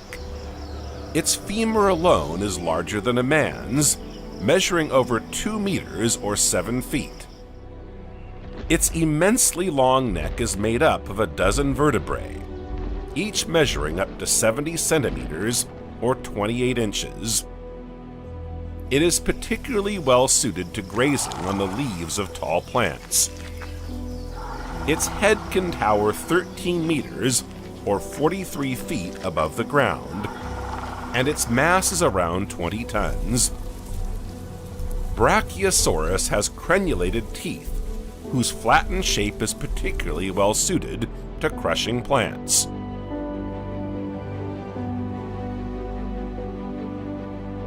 Brachiosaurs are social animals living in herds. These enormous herbivores gathered in the same place are not without displeasing carnivorous predators. While these predators were modest in size in the Triassic, they reached extraordinary dimensions in the Jurassic. The Allosaurus, a carnivorous theropod, could measure up to 12 meters or 40 feet from head to tail, and up to 4 meters or 13 feet in height. The name Allosaurus literally means strange lizard, due to the bumps on its skull. Thanks to its powerful muscles, it can run at speeds of between 30 and 55 kilometers per hour, 34 miles per hour. Its robust limbs are clearly adapted to hunting. It has very powerful claws, and the structure of its tail enables it to maintain balance in relation to its total body weight. Although it can't open its mouth wide, a muscle at the back of its skull gives it the strength to sink its teeth into its prey. The Allosaurus is a formidable predator.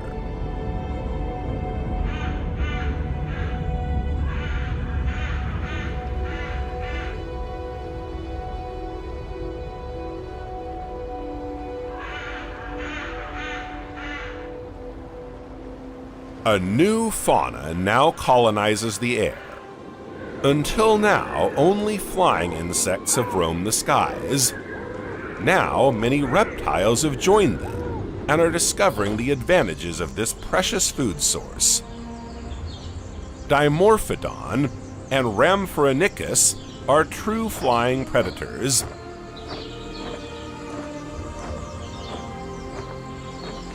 Dimorphodon is a flying animal with an average length of 1 meter and a wingspan of 1.45 meters, or 5 feet.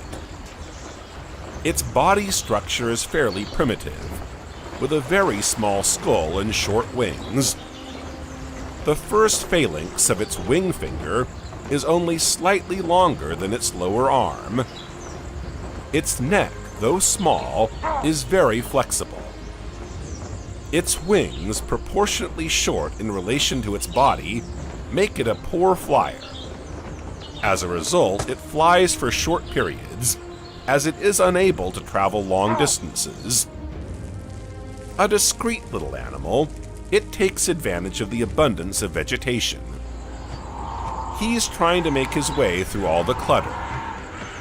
It's Parvoraptor, a genus of snake comprising just one species, Parvoraptor estesi.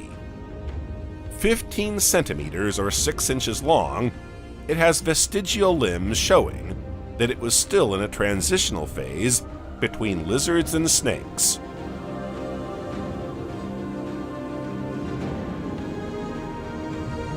In the seas, marine reptiles which had appeared in the previous period reign supreme. They include ichthyosaurs, plesiosaurs, and pliosaurs. Plesiosaurs are large aquatic reptiles. Their long necks and 4 fins enabled them to paddle in oceans, lakes, rivers, and swamps during the Jurassic and Cretaceous periods. The term plesiosaur also includes pliosaurs. Their bodies are more hydrodynamic, with larger heads and shorter necks. The largest pliosaurs, such as Liapleurodon, are as fearsome as the great white shark. Thanks to its gustatory and visual senses, Liapleurodon locates its prey by swimming with its mouth open. Liapleurodon are well adapted to their environment. Its legs enable it to move swiftly through the water at great depths. Its front flippers push the water backwards, enabling it to propel itself. Plesiosaurs and pliosaurs, although they have marine lifestyles, are primarily lizards and must regularly come to the surface to breathe. Pliosaurs were at the top of the food chain at first, only to be supplanted by mosasaurs a little later. Ichthyosaurs are diapsid marine reptiles. They lived in the Triassic and Jurassic periods and disappeared at the beginning of the Cretaceous. They are relatively modest in size, except for some specimens, such as Shonosaurus, which reached up to 35 meters or 115 feet in length. Their powerful fins enable them to travel at speeds of up to 40 kilometers per hour or 25 miles per hour. They feed on fish, ammonites, and belemnites, thanks to a long snout with sharp teeth. They have the morphology of today's dolphins and behave like them in that they can descend to great depths and leap back to the surface. Ichthyosaurs give birth to live, ready-to-swim young, rather than eggs, which is an advantage for their survival. Alongside these marine reptiles, cartilaginous fish developed, taking on the morphology of today's sharks. Crocodilians also evolved from archosaurs, just like dinosaurs.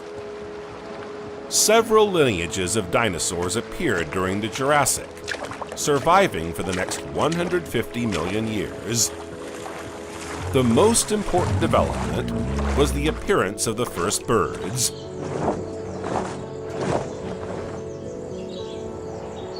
The Jurassic ended, and a new chapter in Earth's history began, the Cretaceous, during which snakes really developed and diversified.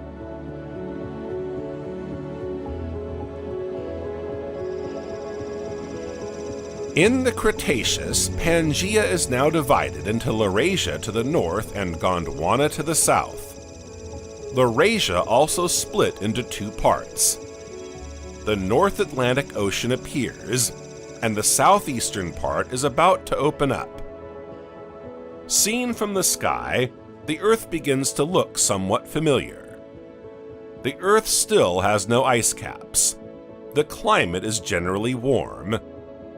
Sea levels are about 200 meters or 660 feet higher than they are today.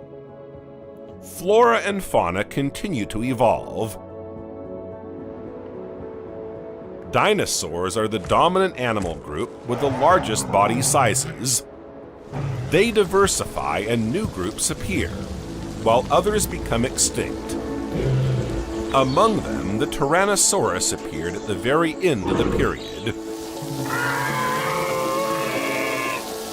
More commonly known as the T-Rex, this giant of 4 meters or 13 feet in height and 12 meters or 40 feet in length could weigh up to 7 tons.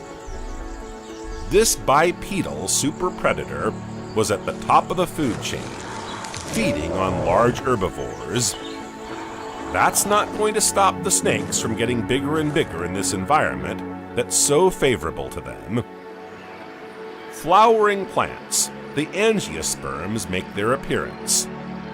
Alongside ferns and conifers, they will become dominant by the end of the period, thanks to insects. The vegetation is very welcoming to snakes, whose evolution is already underway at this time. Their bodies are already long and sinuous. Most still have reduced limbs, like Najash rheonegrina, but some have already lost them, like Dinolysia patagonica. Snakes now come in a multitude of forms, exploiting a variety of ecological niches. This evolution will also enable them to reach larger sizes. Dinolysia patagonica is the first known legless snake. It rubbed shoulders with the great dinosaurs that dominated the world at the time. It has no limbs, no shoulder girdle, and no pelvic girdle. This relatively large predator reaches up to 2 meters or 7 feet in length. The shape of its skull is reminiscent of that of the boidae and suggests that it was capable of consuming large prey. Dinolysia patagonica lives in desert environments. It is a terrestrial animal. This snake is closely related to the original ancestor of the crowned snake clade. Extensive study of its inner ear has demonstrated that it is equipped to dig burrows and receive low-frequency ground vibrations to detect predators and capture prey. Consequently, it is not equipped for aquatic life.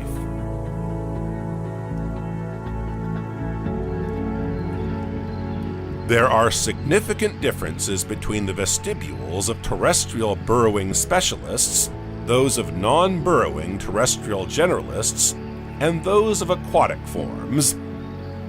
The vestibule of marine snakes and lizards has shrunk to almost nothing. In burrowing species, on the other hand, the vestibule is inflated like a balloon to improve hearing performance in subterranean environments. This trend is confirmed in all burrowers. The vestibule of Denalicia patagonica is large and has the same balloon-like shape as those of today's burrowing snakes. Coniophis precedens is one of the oldest known fossil snakes. It lived 65 to 70 million years ago. It is one of the few fossils to represent the transition from snakes to their lizard cousins.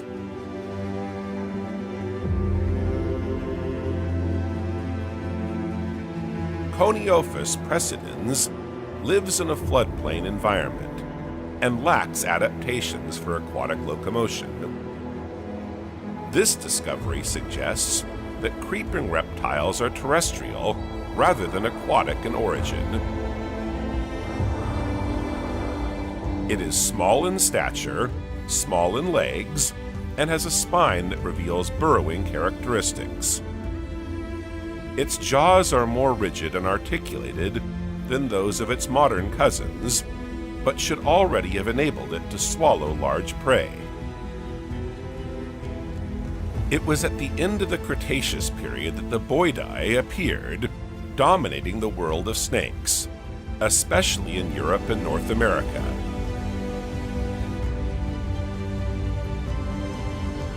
Some of them reached record sizes for snakes. The Matsoidae are a family of giant snakes that can measure over 10 meters or 33 feet. Matsoid snakes are constrictors that resemble modern pythons and boas. Their jaw structure, however, is more primitive and much less suited to swallowing large prey.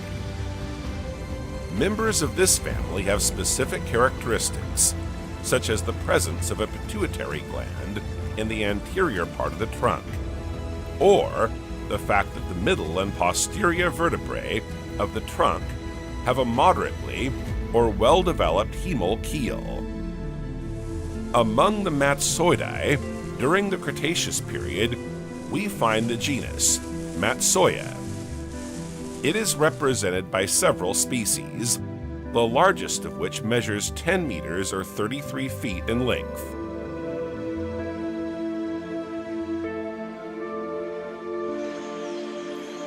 It's not just on Earth that snakes reach giant sizes.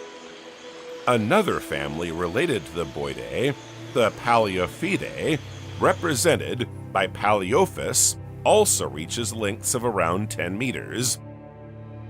These are all aquatic snakes that populate the Eocene seas. The smallest specimens of this family measured around 1 meter in length.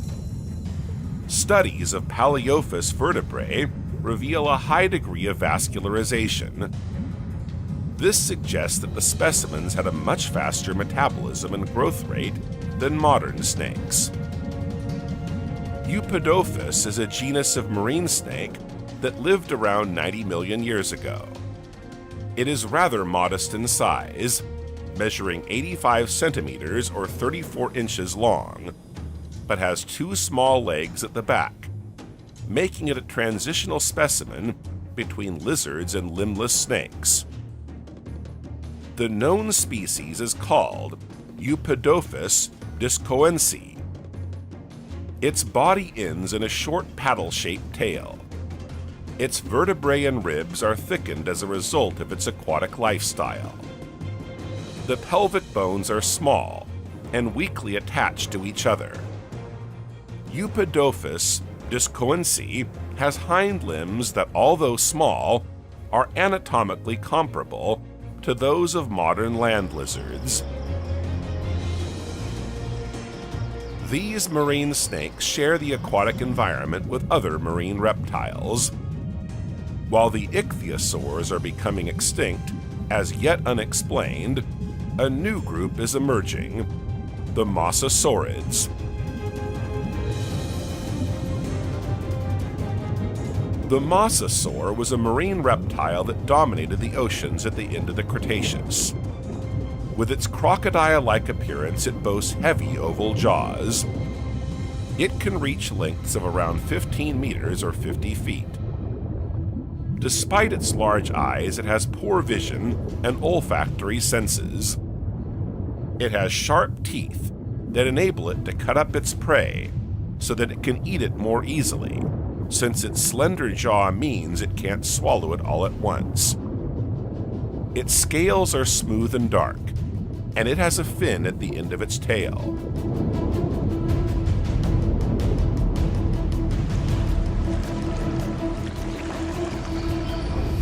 In the air, species get bigger and bigger and are inexorably outcompeted by the first birds.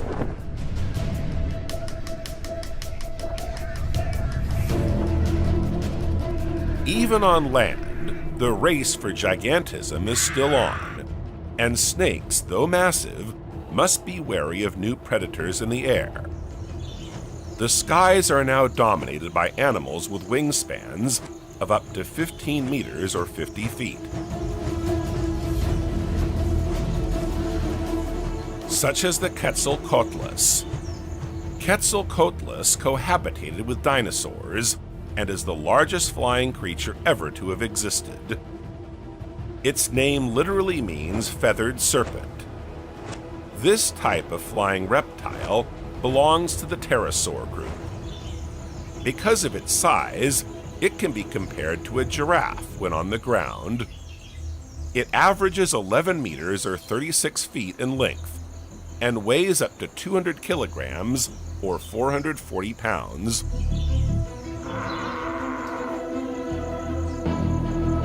The Quetzalcoatlus has two very pronounced pointed wings, giving it speed when it flies. Another advantage is that its weight is relatively low compared with its size, making it easier to climb into the sky despite its gigantic size. It has a long neck made up of numerous vertebrae, all interlocking with the folds of its wings. Its beak is slender, straight, and elongated. Because of its size, it is probably capable of hunting large prey, such as large fish, reptiles, birds, and perhaps even small dinosaurs or dead animal carcasses. Its long jaw and conical teeth suggest that it could catch and swallow whole prey in flight or on the ground.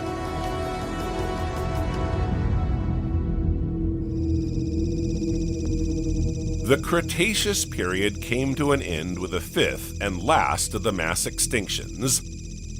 The theory most widely accepted by scientists is that of a meteorite impact preceding major volcanic eruptions at the Trap, Deccan, in present-day India. A celestial body from outer space crashed to Earth. Its diameter, estimated at around 10 kilometers, combined with the speed of the impact, caused an immeasurable explosion. Everything was vaporized for hundreds of kilometers at the very second of impact. Neither flora nor fauna were spared. Debris was propelled into the atmosphere and fell back to Earth, sparking numerous fires. The dust and gases emitted combine with water to produce acid rain, devastating everything it touches.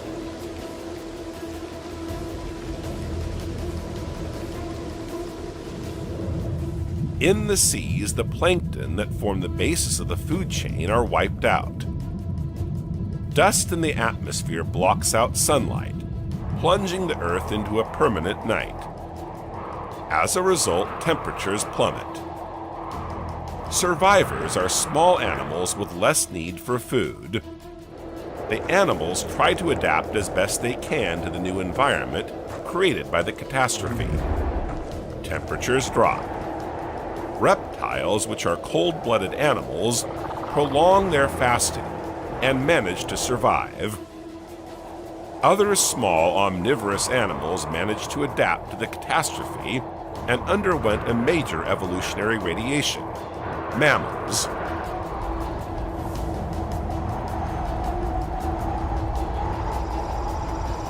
A new era began, the Paleogene, when the Cretaceous-Tertiary extinction had wiped out the species that had previously dominated the planet.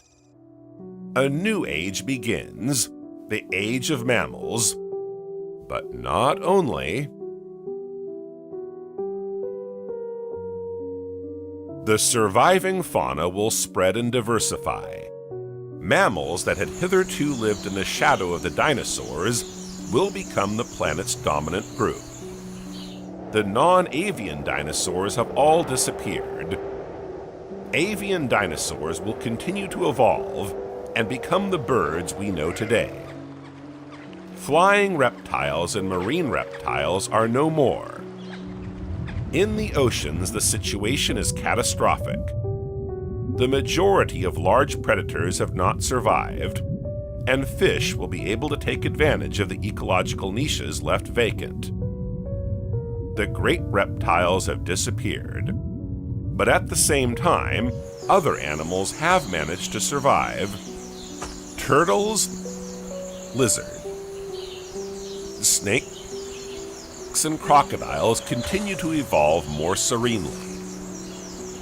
How did snakes survive? The strength of snakes in this apocalyptic environment is their ability to survive without food for periods of up to a full year. At the same time, most species in the food chain are disappearing. Snakes are adept at hunting in the dark, which came in handy when the Earth was hit by a long, cold winter, as the sun was no longer able to penetrate the atmosphere. Snakes living underground in the forest or in water are the ones that fare best. Once the environment calms down, snakes emerge from their shelters and, to their great delight, have far fewer adversaries to contend with. They survive and spread all over the world. The impact of the meteorite had consequences for the climate.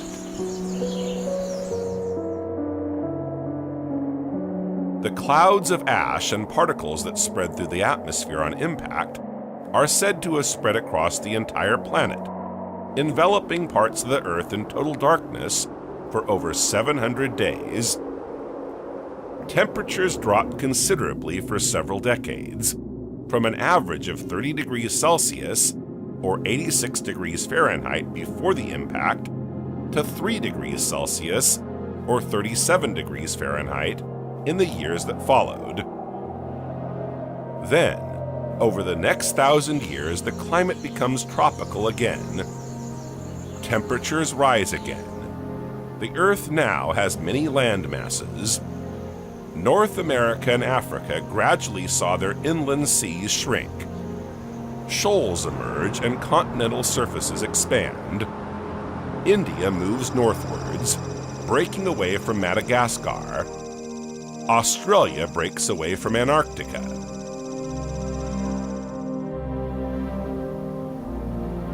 Flowering plants cover continental surfaces. Tall trees such as redwoods now grow to form lush forests. This vegetation is a veritable paradise for animals. It offers shelter and food. In the oceans, the great marine reptiles are no more, and the cartilaginous fish, known as chondrichthyans, to which sharks belong, become true predators over the following millions of years. The actinopterygian, ray-finned fish multiplied to become the most numerous.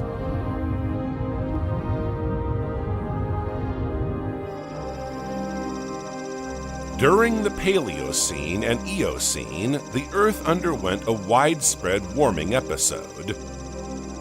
Surface water temperatures approached 23 degrees Celsius or 73 degrees Fahrenheit at low latitudes, and 17 degrees Celsius or 63 degrees Fahrenheit near Antarctica.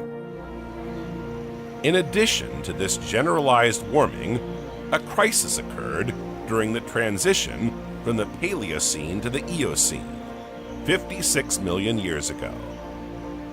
a hyperthermal episode occurred, known as the Paleocene-Eocene thermal maximum.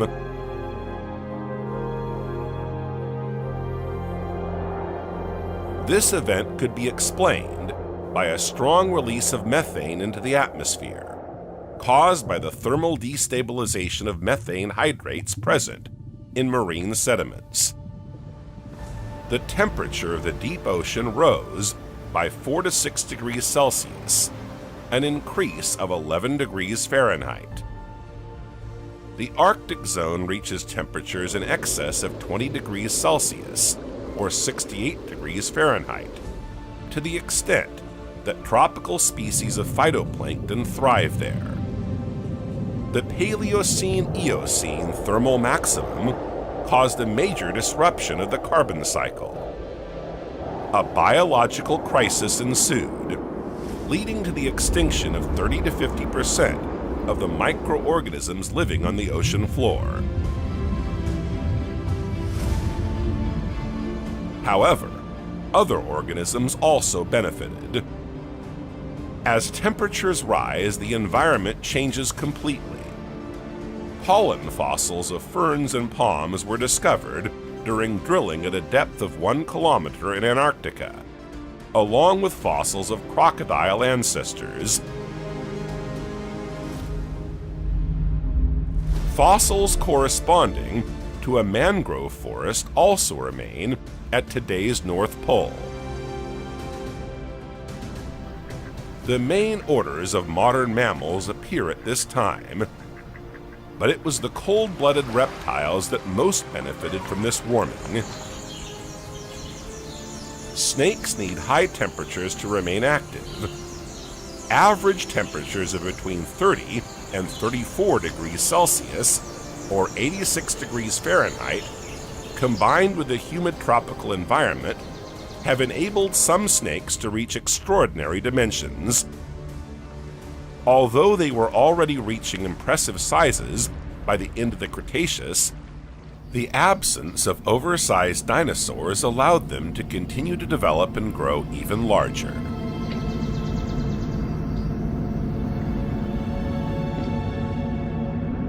One of the most famous genera of giant snakes from this period is Titanoboa. Its name literally translates as Titanic boa.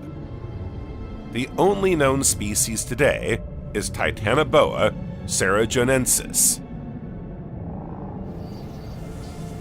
Titanoboa belongs to the Boidae family, which consists of carnivorous snake builders found mainly in tropical zones. These include boas and anacondas. Titanoboa cerrejonensis was discovered in 2002 when scientists on an expedition to the Cerrejón coal mines in La Guajira, Colombia, discovered immense thoracic vertebrae and ribs. Other fossils were subsequently unearthed, for a total of 186 fossils, representing 30 individuals. Research continued for 2 years, and other giant reptile fossils from turtles and crocodilians were also found. All date from the Paleocene epoch, around 60 million years ago, just after the Cretaceous-Paleogene extinction. The excavated fossils are being transported to the Florida Museum of Natural History for study by a team of international scientists. The vertebrae and ribs discovered belong to a new giant boidian named Titanoboa cerrejonensis.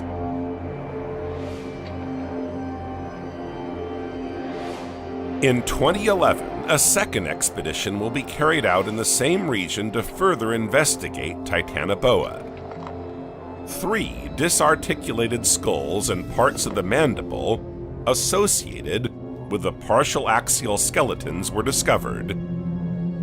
Titanoboa is one of the few known fossil snakes with cranial material in good condition. True colossuses roamed the earth as giant snakes millions of years ago. But what did these giant creatures look like? And in what context did these snakes evolve?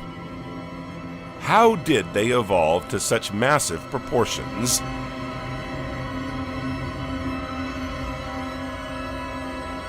Titanoboa is the largest known snake in the fossil record.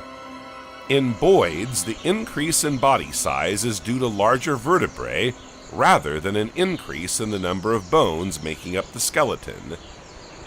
Titanoboa reaches a height of just over 14 meters, or 46 feet, with a diameter of 80 centimeters or 31 inches.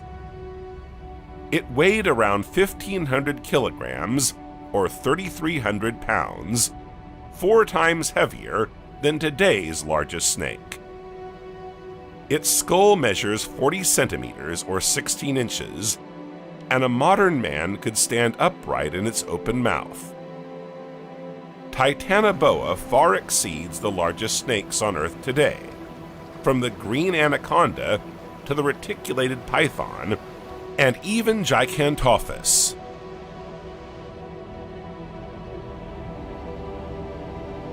Several specimens of this colossal size have been found, confirming that Titanoboa regularly reaches these gigantic proportions. Snakes, whether Paleocene or modern day, are poikilotherms. They have no control over their body temperature, which varies according to the temperature of their environment. This lack of control over internal temperature prevents snakes from being active during cold periods, as they conserve energy. Their size is limited and influenced by the outside temperature. When the temperature is too low, the animal has a slow metabolism that cannot support a body that is too large. During the Paleocene, in Colombia, where Titanoboa fossils were found, the temperature reached between 30 and 34 degrees Celsius, or 93 degrees Fahrenheit.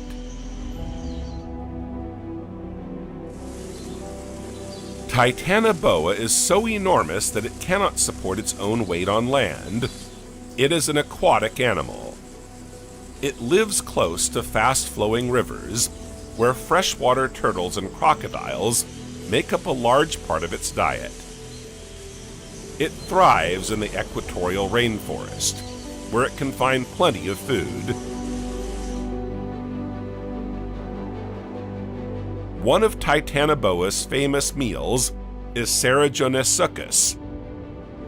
This cousin of the crocodile is one of the giant snake's favorite prey.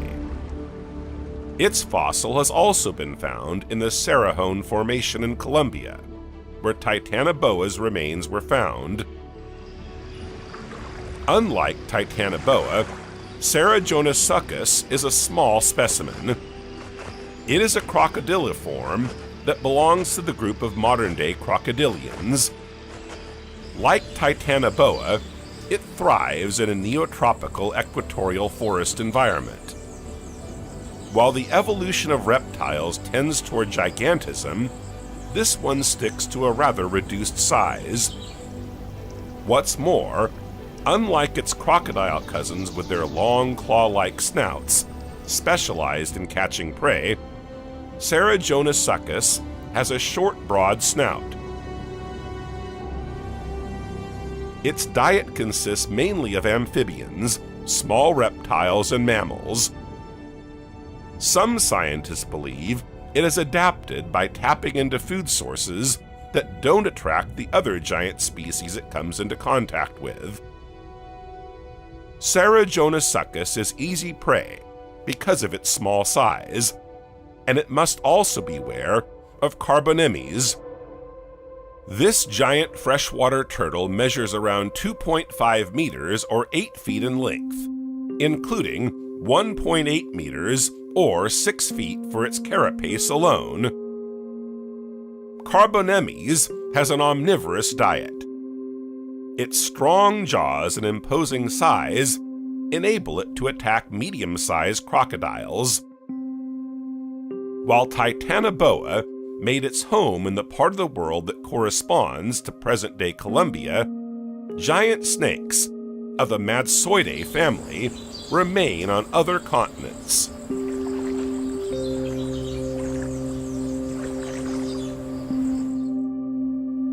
Gigantophis gastini is similar to a giant anaconda. This snake grows to over 10 meters or 33 feet and possesses considerable strength. Until the discovery of Titanoboa, Gigantophis gastini was considered the largest snake ever to have existed on Earth. Its shape and vertebrae are primitive. It lives near waterways and in areas of lush vegetation. It feeds on small mammals, but its size also enables it to attack large animals, such as the ancestors of elephants, the Moratherium. Although it looks rather like today's tapirs, the Moratherium is a mammal that belongs to the elephant group, as it shares many common anatomical features. The Moratherium measures around 3 meters or 10 feet in length and weighs around 400 kilograms or 880 pounds. It is smaller than today's elephants and occupies ecological niches currently taken by the hippopotamus, such as swamps and rivers. Moratherium feeds on vegetation. It does not have a trunk comparable to that of the elephant, but instead has a wide, flexible upper lip, enabling it to grasp hard-to-reach vegetation. Wanambi is a genus of large snake that lived in Australia during the Pleistocene. It measures between 5 and 6 meters, or 20 feet long, and has a small head. It stays close to water holes to catch its prey by surprise when it comes to drink. It then kills them by constriction, which means it wraps itself around its prey and suffocates them to death. Alongside him, Yarlungar also lives in Australia. This large predator used to grow up to 6 meters in length. It operates much like its sidekick, Wanambi, standing close to water holes to attack its prey and killing them by constriction.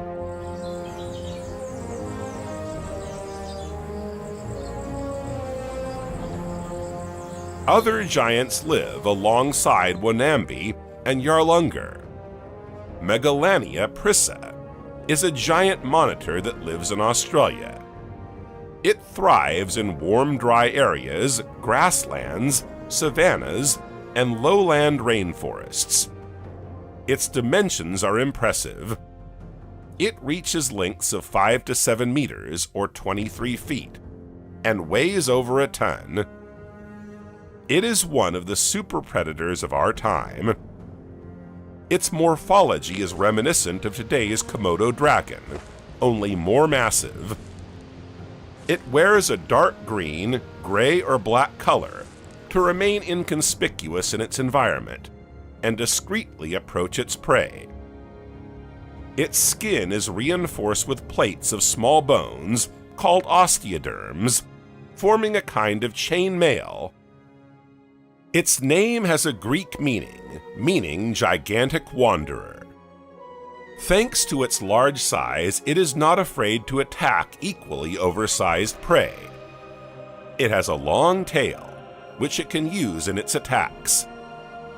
Its many teeth and long curved claws at the end of its legs make it a formidable opponent.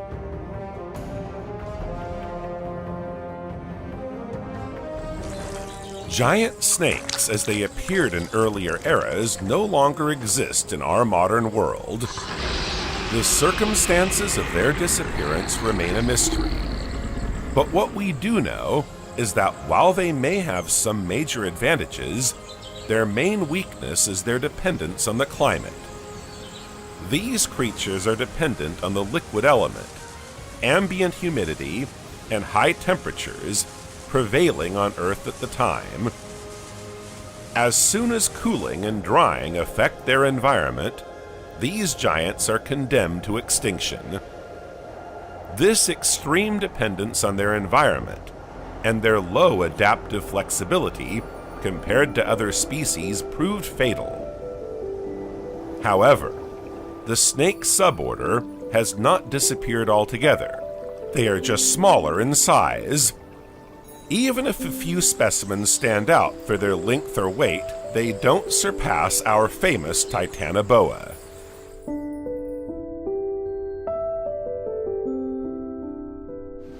In today's world, 3 snakes stand out for their above-average length and weight. The reticulated python is a snake that lives in Southeast Asia. It is not only the world's largest snake, but also the longest land animal.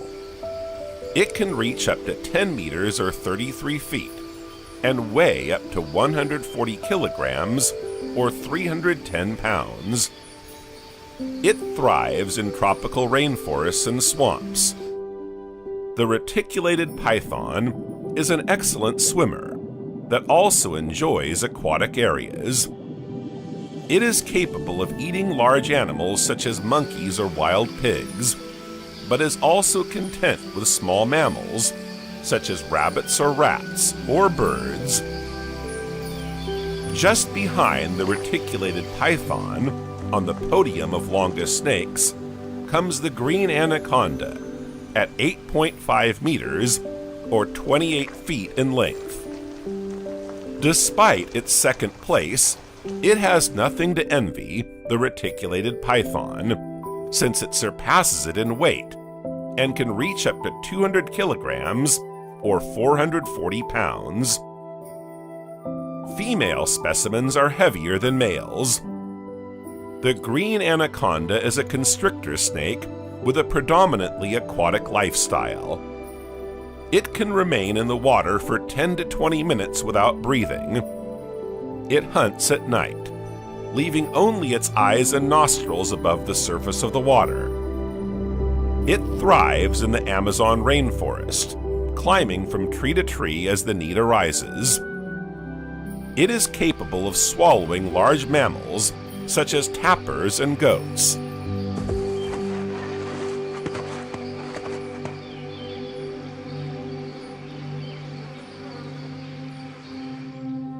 The Saba python is Africa's largest snake. It reaches up to 7.5 meters or 25 feet in length and weighs around 100 kilograms or 220 pounds. It thrives in rocky areas and savannas, but also in aquatic environments.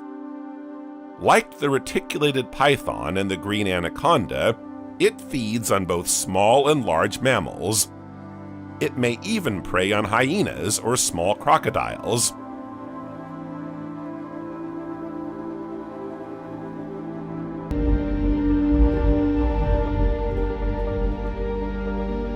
The visual pathway is undeniably one of the wonders of nature.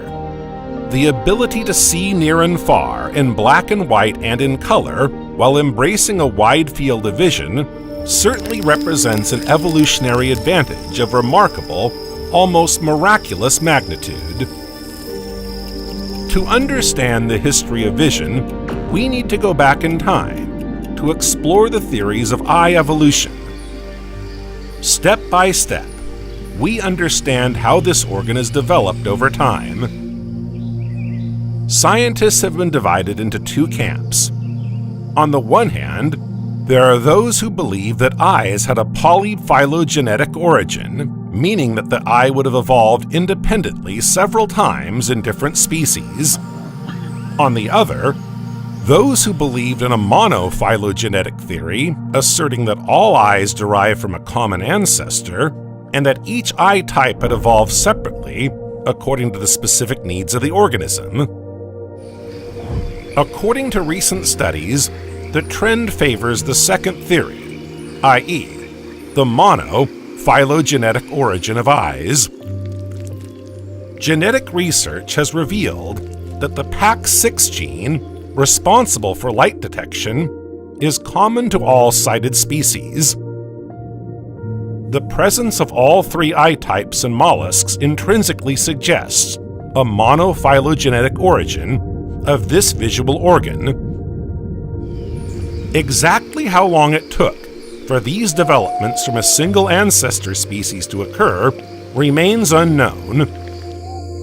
Biologists have identified 4 key stages in the evolution of the eye: emergence of efficient photopigments, acquisition of directionality, formation of the photoreceptor membrane fold, and development of optical focusing ability.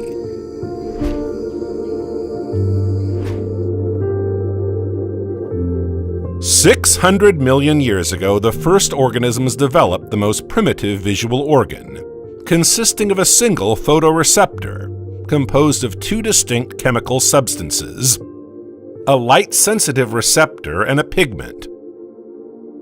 Its unique function was to detect the presence or absence of light, acting as a kind of electrical switch, with only 2 possible states, on or off. The use of this structure was relatively simple, as it was not used for the perception of movement or localization like our modern eyes. Instead, its role was dedicated to a process called photoperiodicity, which was equivalent to the modern circadian rhythm. In the presence of light, certain reactions occurred, while in its absence they were inhibited.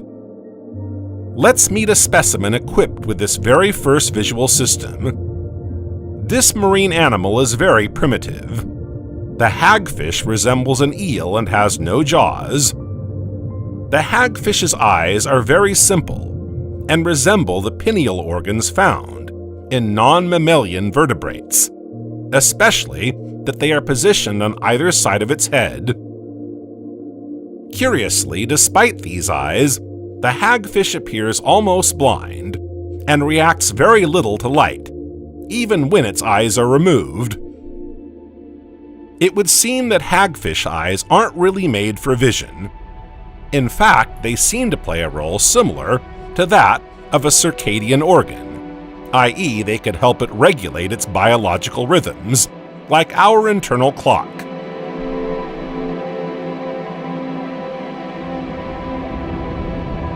A remarkable example of the evolution of the vision system can be seen in the developmental changes observed in the eyes of lampreys. These changes support the hypothesis that the lamprey's ancestors succeeded those of the hagfish in the course of evolution. Indeed, the Amocoetes, or lamprey larvae, have eye characteristics similar to those of the hagfish. In the larval stage, its eyes are small, sunken under the skin, and have a relatively undifferentiated retina, giving it very limited or non-existent vision. Over time, however, a slow process of neuronal differentiation takes place in a specific order.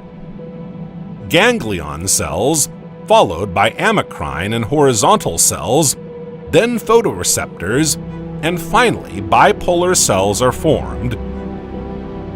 This sequence of differentiation is similar to that observed in jawed vertebrates for the development of their retina. When metamorphosis occurs over hundreds of thousands of years, the lamprey's eye undergoes significant transformations. It enlarges considerably, its retina differentiates completely, the lens develops, the cornea divides into scleral and dermal layers, allowing the eye to move relative to the epidermis.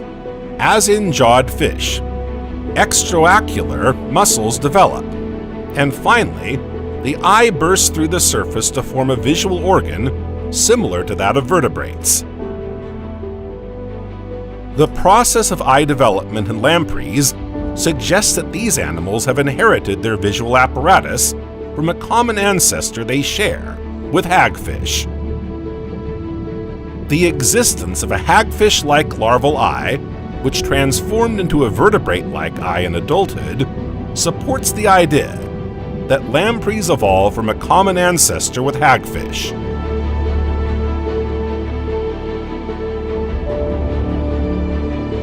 The next step in the evolution of the eye was the fusion of these photoreceptors to form an eye spot. This advance enabled the organism to detect the intensity of light, In simple terms, if several photoreceptors were activated in an eye spot, this meant that there was strong luminosity and vice versa. This adaptation improved the perception of surrounding brightness. Once again, scientists have discovered clues in embryonic development. Early in the process, a neural structure develops and gives rise to the eye, forming two sacs, or vesicles, on either side. Later, each vesicle coils to form a C-shaped retina, which lines the inside of the eye. It's very likely that evolution followed a similar pattern. At a later stage in embryological development, as the retina folds inwards, the lens forms, leading to a thickening of the outer surface of the embryo, known as the ectoderm. The ectoderm swells into the curved space created by the C-shaped retina, gradually detaching from the rest of the ectoderm to become an independent floating element. It is likely that a similar sequence of changes took place in the course of evolution.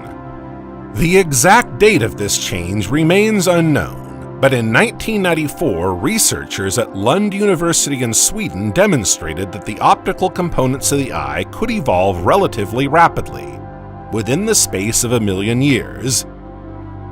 If this is the case, it is conceivable that the image-forming eye emerged from the non-visual proto-eye in a short period of time on the geological scale.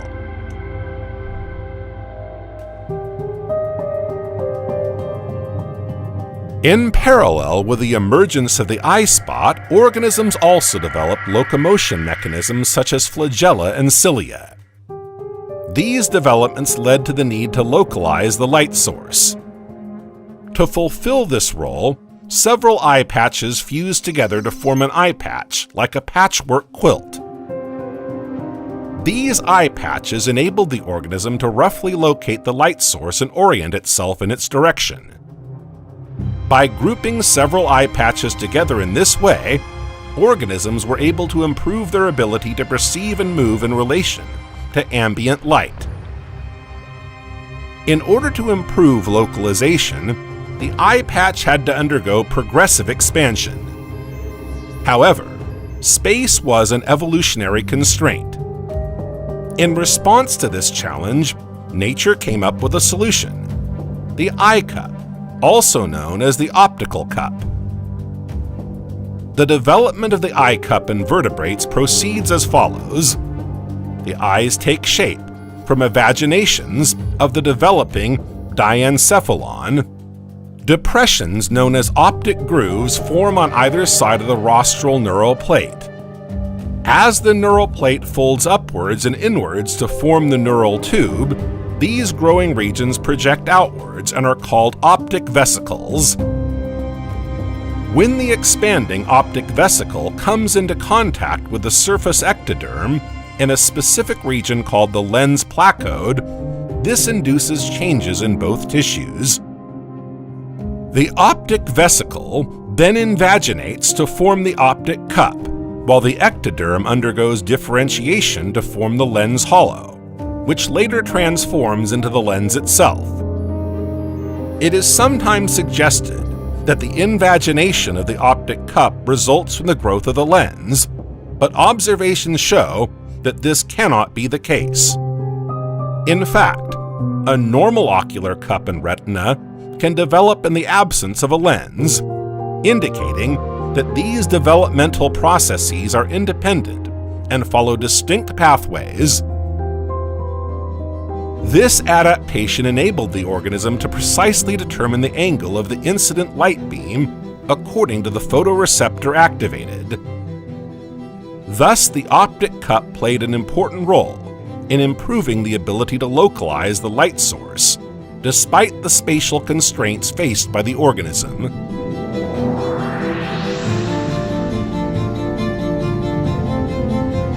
By this stage, the primitive eye was fully formed, and all the species that possessed this organ entered into fierce competition for available resources. This competition gave rise to a major evolutionary event, known as the Cambrian explosion. which occurred around 540 million years ago. Scientists argue that the evolution of the eye accelerated rapidly during this period, as precise detection of prey and light gave organisms a survival advantage. So the better the eye, the better the organism's ability to survive. This selective competition for improved visual systems played a key role in the rise in diversity and complexity of animal species during the Cambrian explosion. After the Cambrian explosion, the next period saw the evolution of two essential eye structures: the iris, followed by the lens.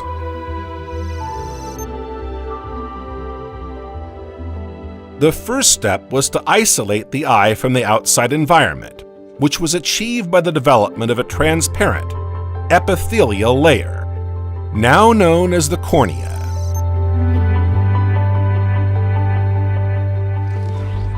Once the light detection system had been separated, the next evolutionary advantage was the ability to focus. Increased focusing power dramatically improved object localization. The first structure to develop this enhanced focusing power was the iris. Thanks to this adaptation, all incoming light was channeled into a single beam, according to the direction of the light rays, greatly improving the accuracy of light source localization.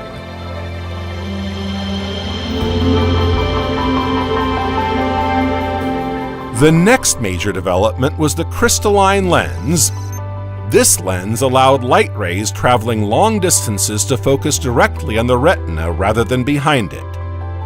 This enabled the organism not only to locate the light source precisely, but also to perceive the shape, depth, and other properties of surrounding objects in greater detail. The lens thus opened up new sensory perspectives for organisms with advanced visual systems.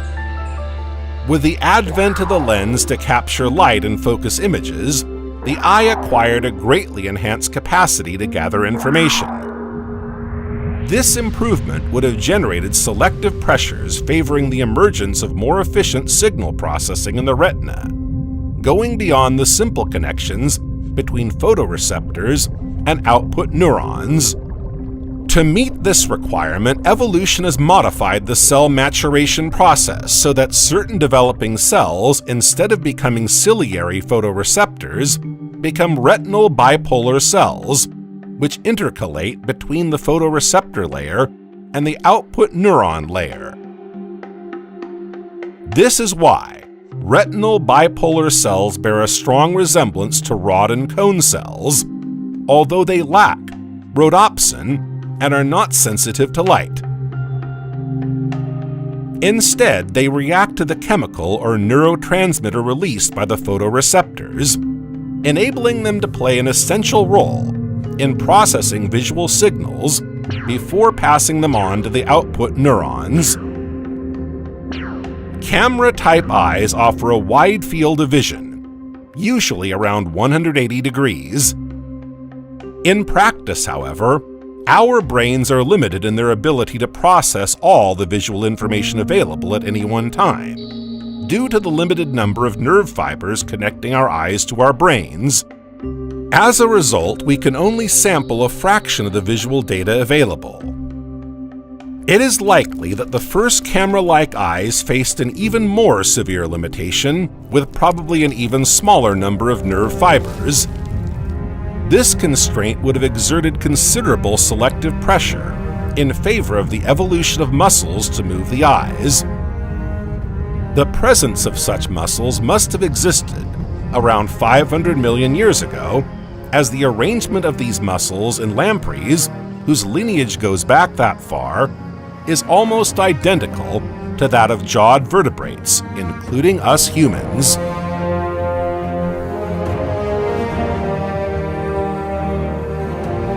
Despite the ingenious features of vertebrate eye evolution, a number of rather counterproductive traits can be identified. For example, the retina is positioned upside down, which means that light has to pass through the entire thickness of the retina, including nerve fibers and intermediate cell bodies that scatter light and impair image quality before reaching the light-sensitive photoreceptors. In addition, blood vessels cover the inner surface of the retina, casting unwanted shadows on the photoreceptor layer. Another tricky aspect is the presence of a blind spot, where nerve fibers that cross the surface of the retina come together before tunneling through it to emerge as the optic nerve at the back of the eye. This list of inelegant features could be extended to include other examples. These imperfections are by no means inevitable features of a camera eye, as octopuses and squids have evolved independently of camera eyes which do not have these defects.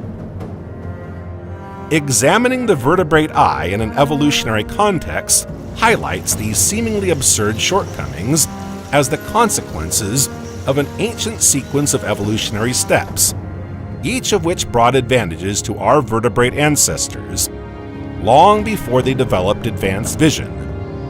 The eye has evolved in many different ways over time, giving rise to a variety of features in different species. Jellyfish, for example, have eyes, and although they have no brain, these eyes transmit information directly to the muscles for rapid reaction. Nautiluses have an aperture without a crystalline lens, adopting a different focusing mechanism. Flies, on the other hand, have many eyes, giving them a wider field of vision. The diversity of ocular adaptations continues with predators, which have forward-facing eyes for better depth perception, while prey have lateral eyes, offering a wide field of vision for detecting potential dangers. In the case of humans, they have developed the ability to artificially correct their vision using devices such as spectacles, enabling them to compensate for certain visual imperfections. Ultimately, the list of ocular adaptations is truly infinite, with each species evolving uniquely to suit its environment and specific needs.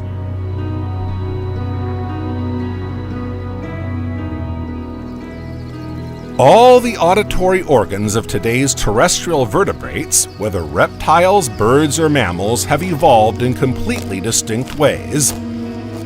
Ciliated cells, the sensory cells at the base of the auditory organs of all vertebrates, emerged very early in the evolutionary history of animals. They play a significant role in today's non-vertebrate animals, such as ascidians, and can be traced back to the first animals with well-developed tissues, the cnidarians, like sea anemones. The auditory part of the ear evolved from a vestibular organ whose evolutionary origin, in particular, the sensory cells themselves, resembles that of the lateral line, a body surface organ used by fish to detect the movement of fluids in water. The lateral line has sensory hair cells similar to those in the cochlea, whose responses are strongly influenced by viscous damping and are linked by a gel-like structure. The damping problem was solved early on by evolving the active mechanisms of the sensory cells and linking them via a gel-like structure to increase both their sensitivity and frequency selectivity. These two features have survived 500 million years of evolution and are common to vertebrate inner ears.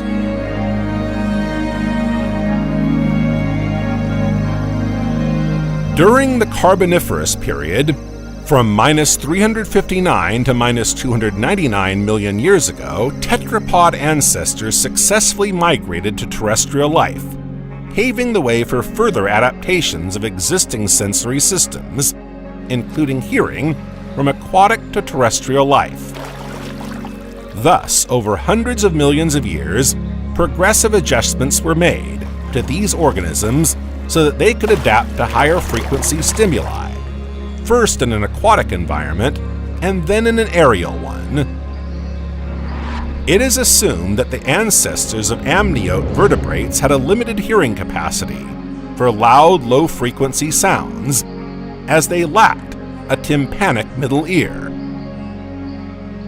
The first terrestrial vertebrates had an auditory papilla that rested on solid tissue and was covered by an otolith, a small mineral structure present in the inner ear of certain animals, notably fish and reptiles, responsible for detecting movement and balance, and composed of calcium carbonate crystals.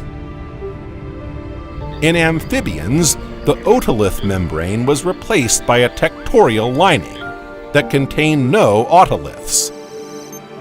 In all subsequent lineages, the basilar membrane appeared, freely suspended.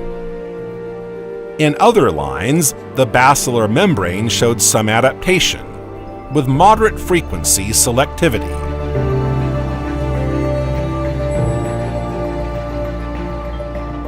Around 100 million years after the separation of the tetrapod lineages during the Triassic period, at least 5 independent developments of tympanic middle ears were observed. These developments functioned as essential impedance matching mechanisms for the efficient detection of airborne sounds. The absence of an effective middle ear prevents the detection of high-frequency sounds. This gave rise to parallel evolutions, leading to major differences in the auditory systems of tetrapod vertebrates between different clades, while ultimately fulfilling the same function: detecting, transmitting, transducing, and encoding airborne sounds. Paleontological, morphological, and developmental evidence suggests that lepidosaurs, such as lizards and snakes, as well as archosaurs, which include birds and crocodiles, independently developed a middle ear, composed of a single ossicle. Firstly, in birds and crocodilians, the structure of the auditory organ shows marked similarities, such as the presence and distribution of similar cell types. It is therefore reasonable to assume that this structural configuration was reached or initiated at the latest around the separation of their ancestral lineages some 160 million years ago. Similar reasoning applies to lepidosaurs. In Tuataris, which separated early from other lepidosaur lineages, the cellular configuration of the auditory papilla is similar than in lizards. In Tuataras, as in turtles, there is only one type of cylated cell, and all cylated cells have the same orientation. Thus, the more complex structure typically seen in lizards seems to have arisen after the Tuatara lineage separated from the squamates. However, it is not known whether lepidosaurs, including the Tuataris, developed a tympanic middle ear all at once. Finally, in mammals, the characteristic structure of the auditory organ, known as the organ of Corti, is essentially found in all recent groups of mammals, although there are marked differences between monotremes and therian mammals. We can therefore assume that the organ of Corti appeared before these lineages split, between 220 and 150 million years ago.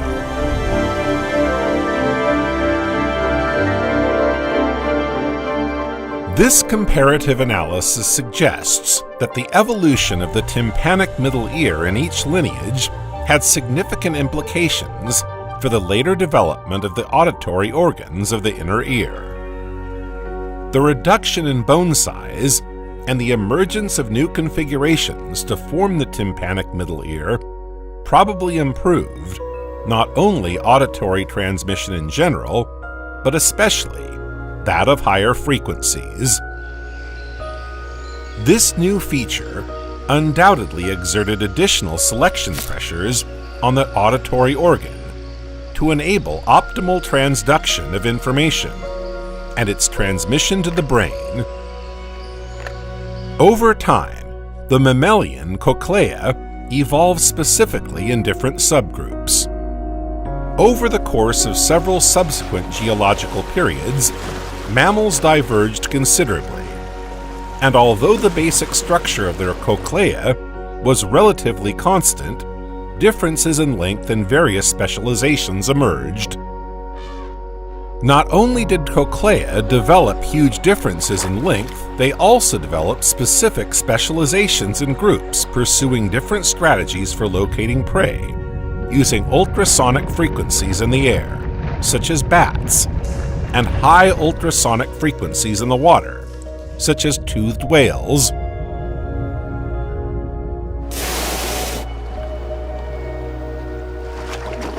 For example, some bat species have developed cochlear regions where the length of the organ of corti, dedicated to specific narrow frequency ranges, is considerably enlarged. These adaptations have enabled bats to better detect and localize sounds in their environment, improving their hunting and navigational abilities. On the other hand, there is no reason to expect mammalian auditory organs to be necessarily superior or more sophisticated than those of other groups.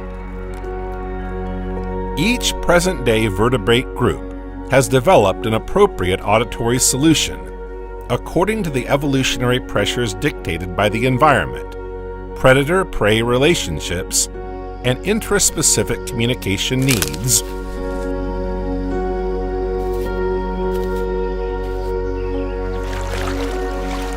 Acute sensitivity and precision in frequency resolution, characteristics commonly associated with mammalian auditory organs, have evolved independently in all groups of modern terrestrial vertebrates, in response to their own specific evolution and adaptation. Indeed, some species of lizard possess auditory nerve fibers tuned to some of the finest frequencies of any vertebrate, including most mammals. Birds of prey, particularly owls such as the barn owl, rely almost exclusively on hearing to locate their prey, so auditory sensitivity exceeds that of most mammalian species. Echolocating mammals such as bats and dolphins exhibit a wide range of hearing frequencies, a characteristic almost equaled by certain species of frog, which use ultrasonic calls to communicate. In humans, although generation times are 10 times longer than in fish, the issue is not so much the creation of hundreds of new species, but rather the adaptation of a sensory organ to optimize the processing of communication signals vital for survival and hence reproduction. Whether the evolution of the human cochlea paralleled the development of language is a fascinating question that could be explored by future research.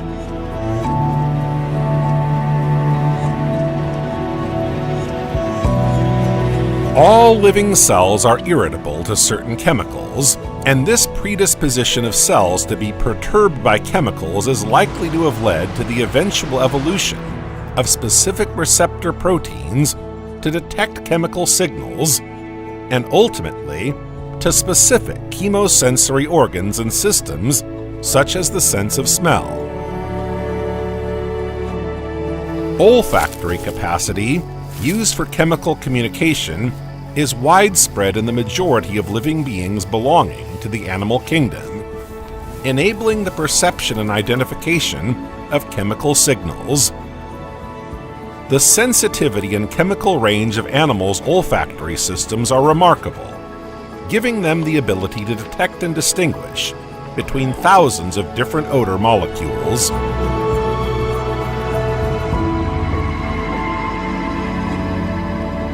In the animal world, olfaction has evolved to enable the detection of signals from the chemical environment, which contains decisive information on the direction to follow, food sources, the right time to reproduce, as well as stimuli to consider pleasant or dangerous. An animal's reaction to chemical signals is the result of a combination of mechanisms acquired during its lifetime and innate predispositions resulting from the cumulative impact of individual experience and evolution through the generations on the olfactory nervous system. Evolution has shaped the olfactory system in response to two challenges: the need to explore a wide range of chemical information and the specific sensory challenges faced by each animal species.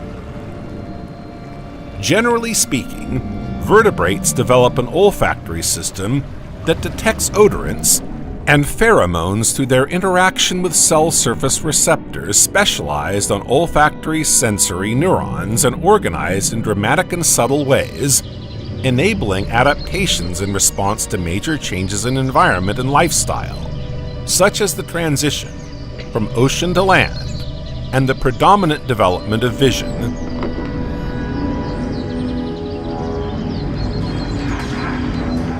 In terrestrial vertebrates and insects, we often think of olfaction as a chemosensory modality dedicated to the detection of low concentrations of airborne volatile chemicals.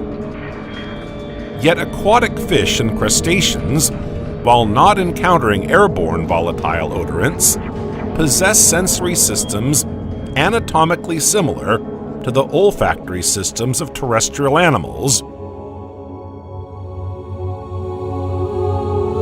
For these aquatic animals, odors are sapid molecules in solution. Olfaction is therefore not necessarily the detection of volatile molecules in the air.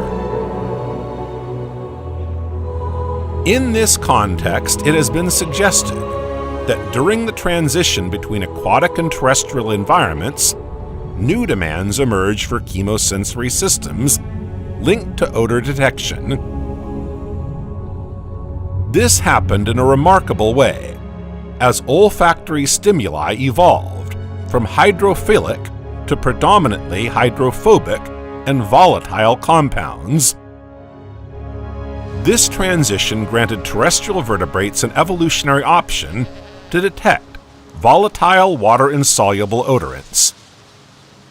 As a result, it is thought that the complex biosynthetic pathways required to produce volatile compounds, as well as the highly complex combinatorial coding that characterizes olfactory perceptions, driven by olfactory receptors, emerged suddenly in just a few 100,000 years.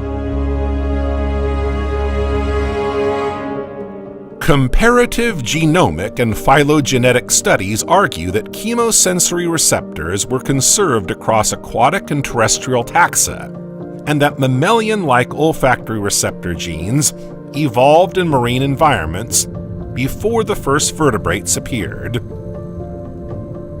These changes in olfactory receptors at protein level, altering their interaction with odorant molecules, play a key role in the evolution of olfactory perception. However, researchers have discovered that this adaptive evolution of olfactory perception can also be influenced by co-expressed olfactory receptors undergoing changes in copy number and protein sequence.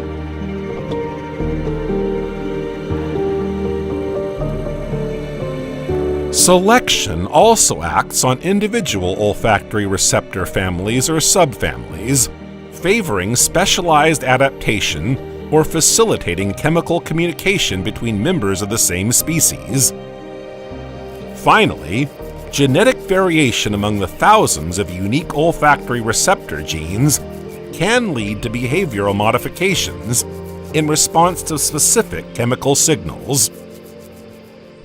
Thus, the combination of these mechanisms enables vertebrates to adapt in precise and complex ways to their changing chemical environment. An animal's genome evolves in such a way as to be closely linked to the specific tasks resolved by its nervous system, enabling it to detect odors and respond appropriately to promote survival and reproduction.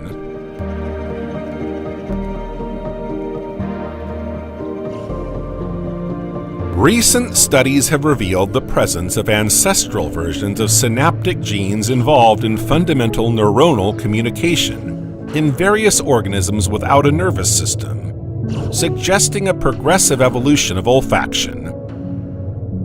In parallel, studies have clarified that the olfactory capacities of multicellular organisms, as well as chemosensory learning abilities, evolve from life forms not equipped with complex neural networks.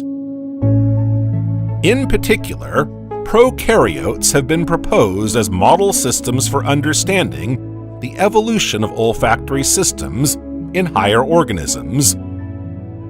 In fact, bacteria respond to volatile chemical gradients, but also use contact-dependent signaling. In addition, a unicellular but multinucleate eukaryotic organism, Viscerum polycephalum, has been shown to be capable of chemosensory detection. Studies have shown that olfactory receptor cells are primary bipolar neurons with a similar morphology between species. They have filamentous dendrites to increase the surface area for stimulus capture, and an axon that extends to the central nervous system. Dendritic processes are mainly of ciliary origin in most animals. Although the overall morphology is conserved, the fine details of olfactory receptor cell morphology can be adaptive, i.e., they can vary in a habitat-dependent rather than species-dependent manner. For example, the olfactory receptor cells of land-dwelling crustaceans, such as the giant thief crab, have a morphology closer to that of insects than to that of marine crustaceans. Crustaceans share a common ancestor with insects, and as they lack olfactory receptors, it has been proposed that these receptors evolved when prehistoric insects left the sea to live on land. According to this idea, olfactory receptors evolved because these ancestors must have been able to detect odorous molecules floating in the air, rather than dissolved in water. But a recent discovery contradicts this hypothesis. The discovery of a new type of olfactory receptor, ionotropic receptors, IR, has changed the order of things and opened up new avenues of inquiry into the evolution of olfactory receptors throughout the history of life. These new olfactory receptors are present in crustaceans, in which no classical olfactory receptor had been found until now. Since crustaceans were the first to appear in the history of life, before insects and before vertebrates, we can assume that these IR were inherited long before the appearance of the first insects.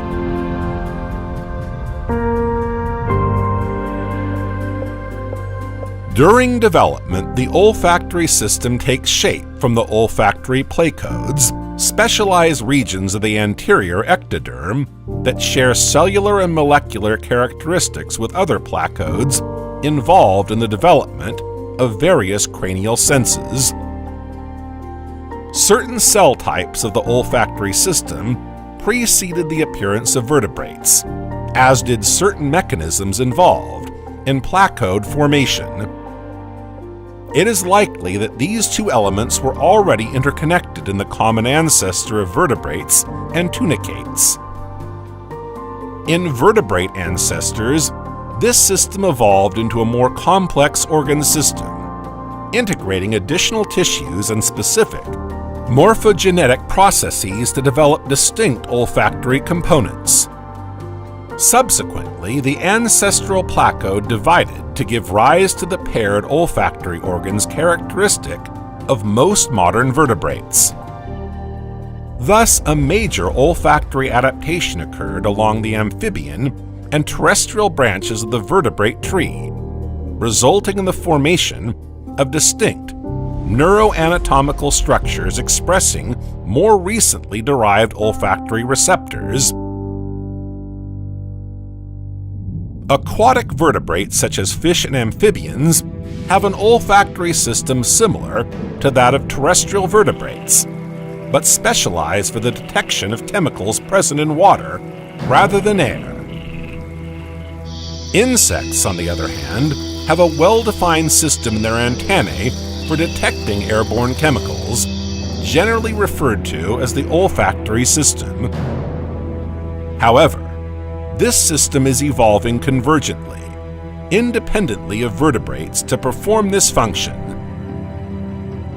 Unlike fish, amphibians have developed a separate, vomeronasal organ, which specifically detects attractive sex pheromones specific to amphibians.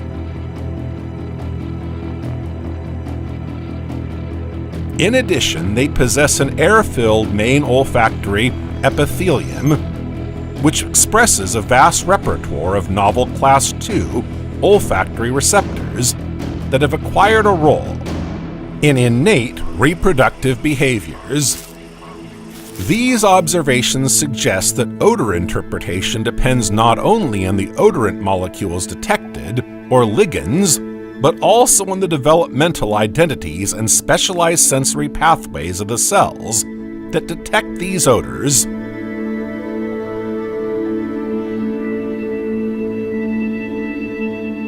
Recent evidence shows that individual mammalian olfactory receptor cells can be activated by several different odorants, and that individual odorants activate several receptor cells expressing different receptor proteins.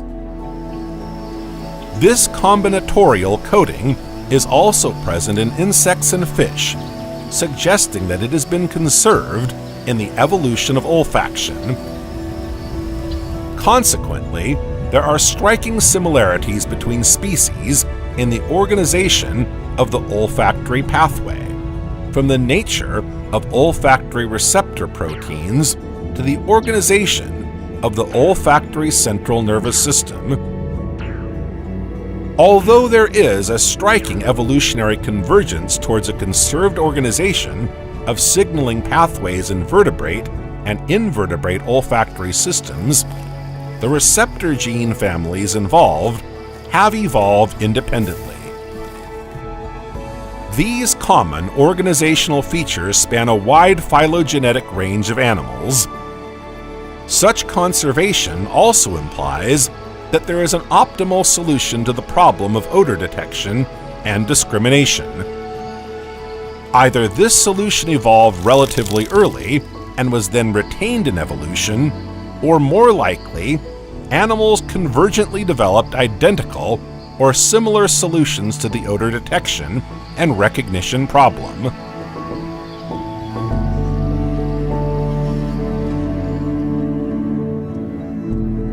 The sense of taste is a specialized chemosensory system, one of the main mechanisms used by animals to assess the nutritional quality of food, helping them to make decisions about consuming beneficial foods while avoiding harmful substances in their daily lives. Unlike touch, vision, hearing, or olfaction, which are called upon in different behavioral situations, the sense of taste has evolved to play a primordial role in food regulation and motivation. Taste systems detect essential nutrients, as well as harmful substances in food, and trigger innate behaviors that lead to the acceptance or rejection of potential food sources. Most vertebrates can perceive 5 basic taste modalities: bitter, umami, sweet, salty, and acidic.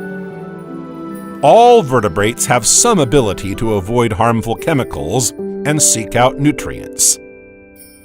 It is thought that each sense of taste has evolved to detect and motivate the consumption of essential nutrients, and also to detect and avoid potential poisons.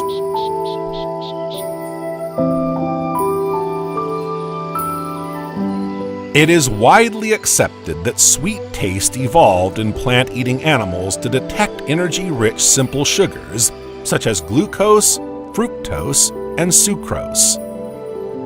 Bitter taste, on the other hand, probably functions to ensure that an animal avoids poisons. Indeed, most poisons are bitter, and most bitter substances are harmful, although this relationship is not perfect.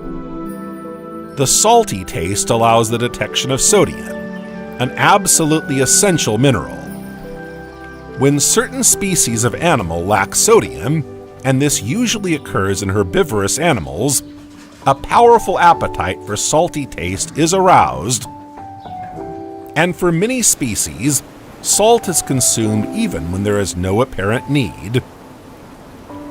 As for the sour taste, many have suggested that it is involved in detecting fruit ripeness. Finally, the fifth basic taste, umami, probably serves to signal amino acids and proteins. By comparing animals from different branches of the evolutionary tree, researchers have deduced that the sense of taste probably evolved over 500 million years ago. This would have occurred before the divergence of terrestrial vertebrates, bony fish, sharks, and lampreys, when their common ancestor, a primitive fish, developed a new type of cell. These chemosensory taste receptor cells, located in taste buds, are able to detect chemical stimuli and send signals to the brain via the taste nerves to generate taste sensations. Taste buds are the gustatory end organs in vertebrates ranging from lampreys to mammals. These end organs respond to a variety of sapid chemicals and transmit signals to afferent nerve fibers from 3 cranial ganglia: facial, glossopharyngeal, and vagus.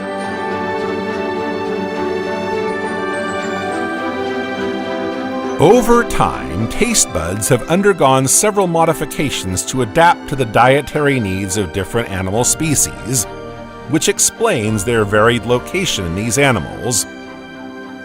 Not only are they found in the mouth and pharynx, but they can also be widely distributed across the surface of their bodies. Evidence suggests that umami receptors were the first to develop. Researchers have reported the discovery of genes similar to those encoding the receptors used by humans to detect the amino acid glutamate in the genome of the elephant shark, a species that split off from other fish 400 million years ago. Sharks lack bitter taste receptors, suggesting that these genes evolved more recently. Ancient fish were probably the first vertebrate animals capable of detecting sour taste. It is likely that these fish did not taste food with their mouths, but rather could detect acidity in the ocean using the outside of their bodies. Variations in the carbon dioxide dissolved in water can create different levels of acidity, which can be dangerous for fish. So the ability to sense acidity would have been essential for their survival.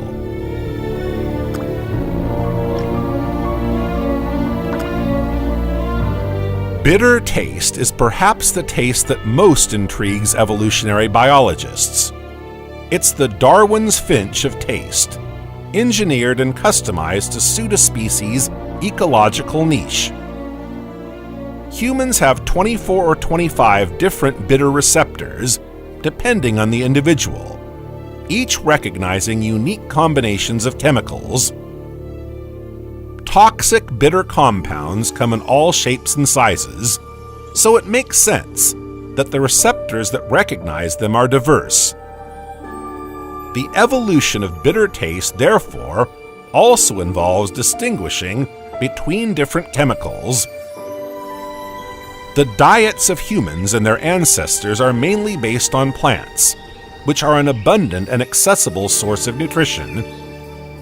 However, plants have developed physical, reproductive, and chemical defenses to protect themselves from herbivores. Herbivores must therefore contend with various obstacles such as thorns, shells, and symbioses with defending animals. Herbivores have developed various strategies to overcome the toxic defense mechanisms of plants. Among these, a particularly effective and widespread method in vertebrate animals is the detection of bitter flavors. It has long been widely recognized that many plant toxins are perceived as bitter, creating a powerful mechanism for minimizing exposure to these harmful substances. By signaling the presence of toxins in foods before they are fully consumed, bitter taste detection helps avoid their ingestion. This ability plays an essential role in the survival of herbivores, helping them to identify and avoid potentially dangerous plants.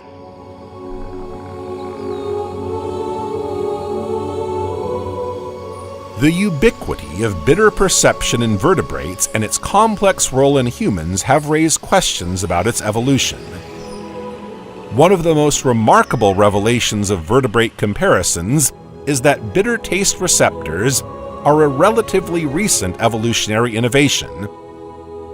While they are present in bony fish, lobe-finned fish, and tetrapods, they are not found in cartilaginous fish. Thus, bitter taste receptors must have first appeared in an aquatic species around 430 million years ago. This makes them the most recent of the chemosensory receptor families in vertebrates. The origins of the receptors involved in taste perception in animals are the subject of much speculation. Similarities between the evolution of vascular plants and the Cambrian explosion in animals suggest that the origin of these receptors may be linked to an important transition in plant to herbivore interactions. However, there is also evidence that these receptors play other roles, such as detecting nutrients in the gut, suggesting that their function as taste receptors may have emerged later.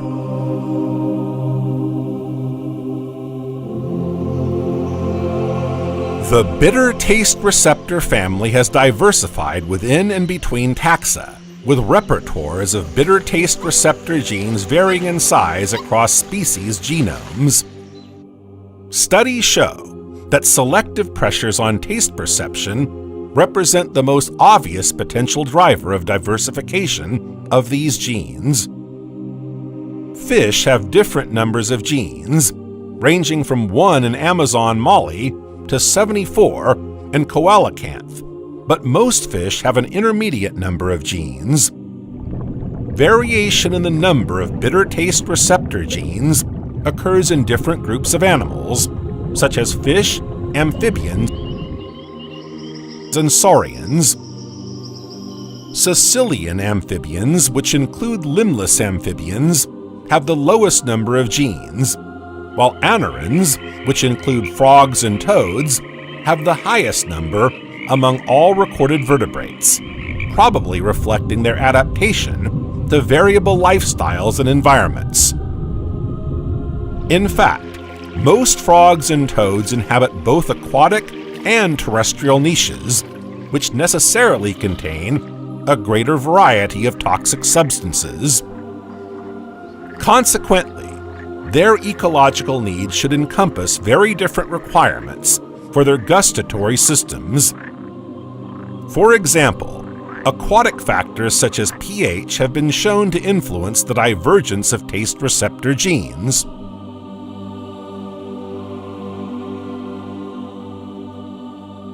Most frogs feed on worms, insects, and other small arthropods, which contain more potentially toxic substances.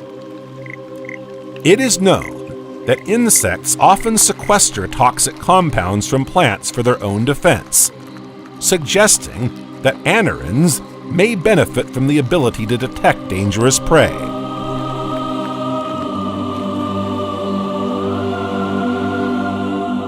While caecilians are animals adapted to life underground, living in soil layers rich in organic matter, they build tunnels to get around. All caecilians are carnivores, feeding on earthworms, plathelminths, arthropods, frog eggs, and tadpoles. Compared with frogs, caecilians are less sensitive to bitter taste, as animal tissues contain fewer toxic substances. Consequently, we hypothesize that the lifestyle, ecological, and dietary complexity of amphibians raise their evolutionary pressure for a wide variety of taste receptor genes. Saurians, which include crocodiles, lizards, snakes, and birds, also show variation in the number of these genes. Snakes have low numbers, while crocodiles, turtles, and lizards have higher numbers, similar to many fish. Repertoires of bitter taste receptor genes in birds and mammals show great diversity. Penguins and cetaceans have few or no functional genes, while birds such as zebrafinch and white-throated sparrow have several. Primates, including man's closest relatives, have an average number of genes, with the gibbon having the fewest and the chimpanzee the most.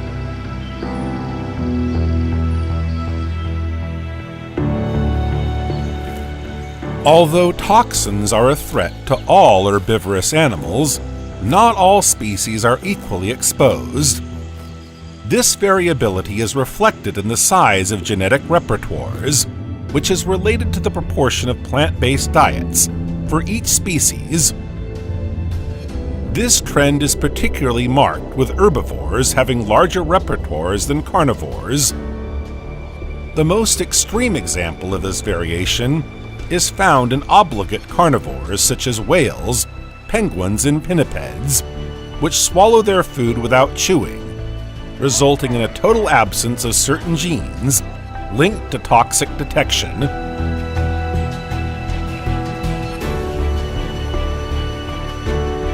Around 7 to 8 million years ago, humans had one last common ancestor with other great apes.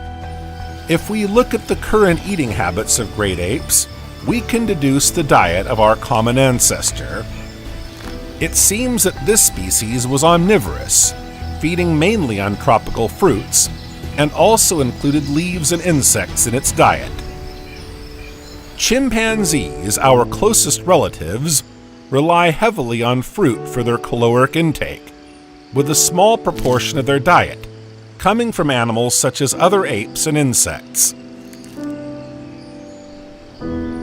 Between 4.4 and 2.3 million years ago, human ancestors left the forest for the savanna and other ecosystems, and their food repertoire expanded considerably.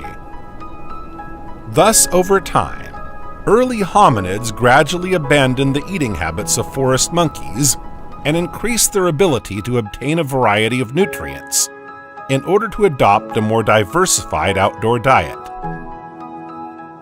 Despite this dietary evolution, our need for fruit and our attraction to sugars and acids, shared with other great apes, remained intact. From a nutritional point of view, fruit is attractive because of its sugar content, which provides intrinsic satisfaction, as well as vitamin C, which is essential for life support in hominoids.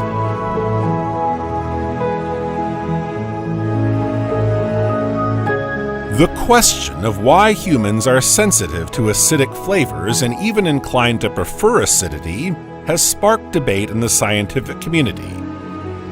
Signals from acidic substances do not provide much nutritional value, with a notable exception of vitamin C. However, this exception is significant because, unlike most mammals, monkeys and apes are unable to synthesize vitamin C due to the loss of a functional version of the gene encoding gluconolactone oxidase. The common ancestor of arthropoids that suffered this enzymatic loss probably had to rely on a sufficiently rich source of ascorbic acid from fruits and other plants for the enzyme to become useless. It is plausible that the acidic taste played a necessary role as a guide to identifying vitamin C-rich fruit. In addition, the combination of acids with sugars could also have been used to assess the degree of ripeness of the fruit, using mixtures of sweet and sour flavors. Thus, acids are not stimuli for which we have evolved to react in isolation, but rather elements we have experienced in the context of the sugars present in fruit. As a result, sweet and sour flavors are perceived as synergistic in the fruit aroma palette. In addition, acid and sour taste act as indicators of fermentation processes which human beings around the world seek out and consume.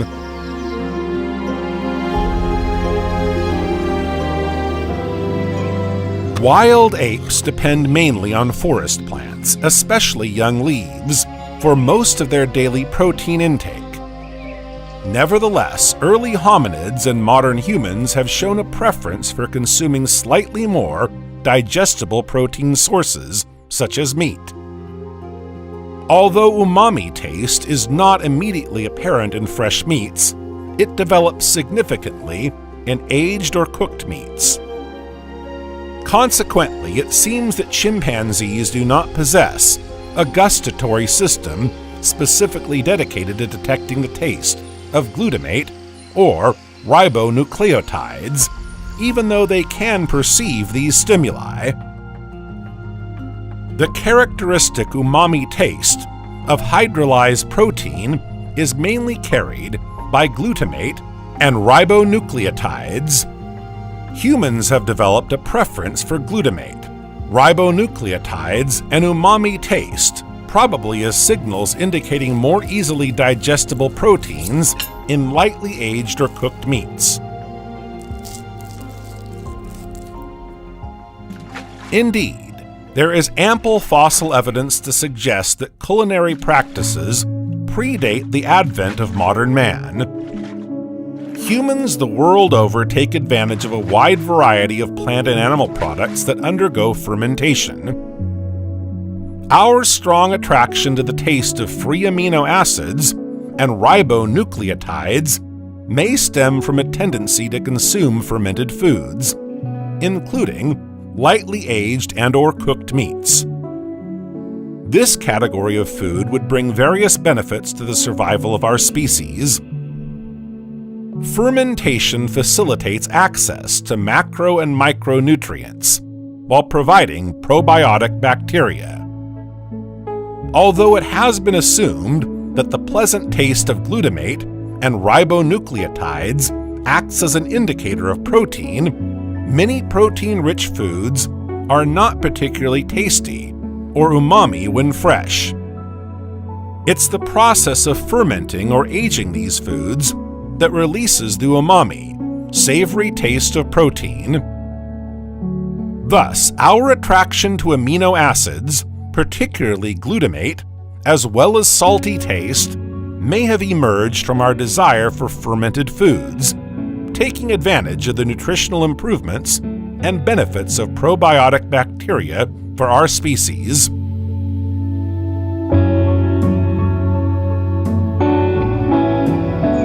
Humans stand out from other mammals thanks to a unique phenomenon, a large-scale polymorphism of the salivary amylase gene. This change in our genetics could be the result of our past history linked to the consumption of starch-rich tubers, and could have occurred around 100,000 to 200,000 years ago. The number of copies of the salivary amylase gene present in our genome directly influences the production of amylase in our saliva. This enzyme in high quantities and efficiency has the ability to rapidly transform a cooked starch, such as a thick pudding, from a semi-solid to a liquid state, in a matter of moments in our mouths.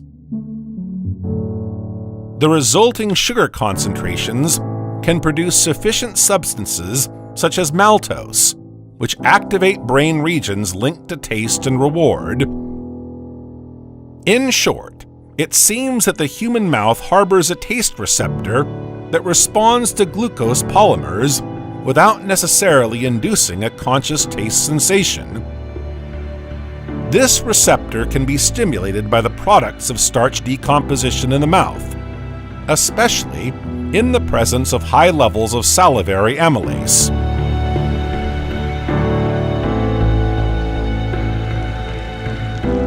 Human beings have a natural tendency to seek out the taste of salt in food.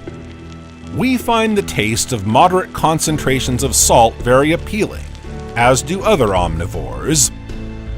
But high levels of salt are considered unpalatable to us, as they disrupt the osmotic balance of our body fluids. Salt is a widely used ingredient in food preparation throughout the world, and individuals from different cultures consume roughly the same amount of salt every day.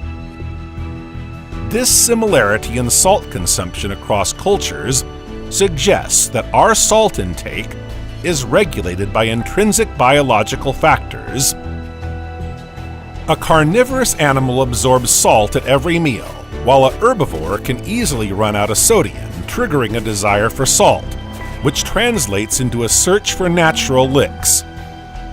An omnivore's exposure to dietary salt would therefore logically be intermediate between that of carnivores and herbivores. It should be noted, however, that humans lose salt through perspiration, which may explain why we have a slightly higher salt intake preference than other omnivores.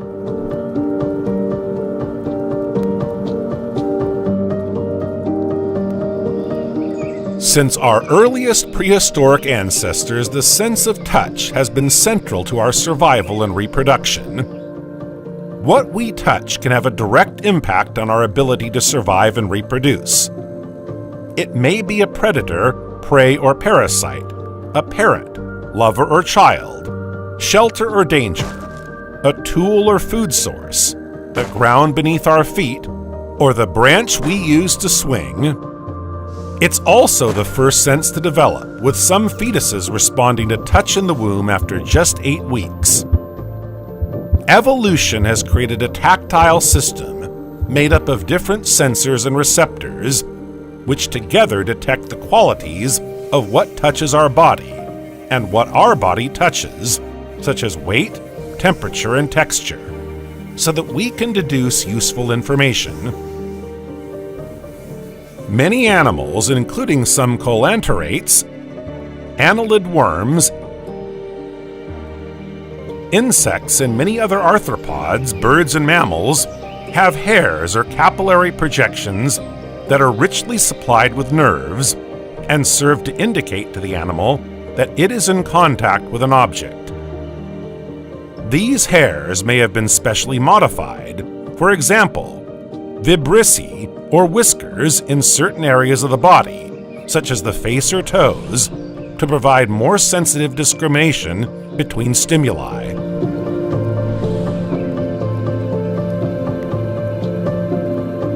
A second type of tactile receptor, the subcutaneous receptor, is found in the skin. Receptors of this type are found in almost all animals and may consist of free nerve endings or complex corpuscles. Unicellular organisms already possess the capacity for directional detection of tactile stimuli, as can be seen in ciliates such as paramecia, which move away from the stimulus source following mechanical disruption of their outer membrane. Sponges, the simplest multicellular animals, do not possess neurons, but they do have the capacity to respond to variations in water flow and pressure in response to the movement of their immobile cilia. However, the evolution of neural conduction has led to a radical change in the ability to respond rapidly and flexibly to tactile stimuli. Cnidarians such as jellyfish and hydra despite their relatively simple nervous systems, can exhibit coordinated patterns of motor response to sensory stimuli, and many have a rich capacity to respond to touch. For example, hydronematocytes are structures that provide a good model for understanding the mechanoreceptors of more complex invertebrates. In jellyfish, groups of hair cells called tactile combs regulate complex behaviors, including escape, feeding, and locomotion. The advantages of sensitivity to mechanical stimuli provided by hair-like structures may have encouraged their convergent evolution in several animal lineages. For example, the ciliated cells of jellyfish appear to be sufficiently different from those of vertebrates that a common origin for both is unlikely.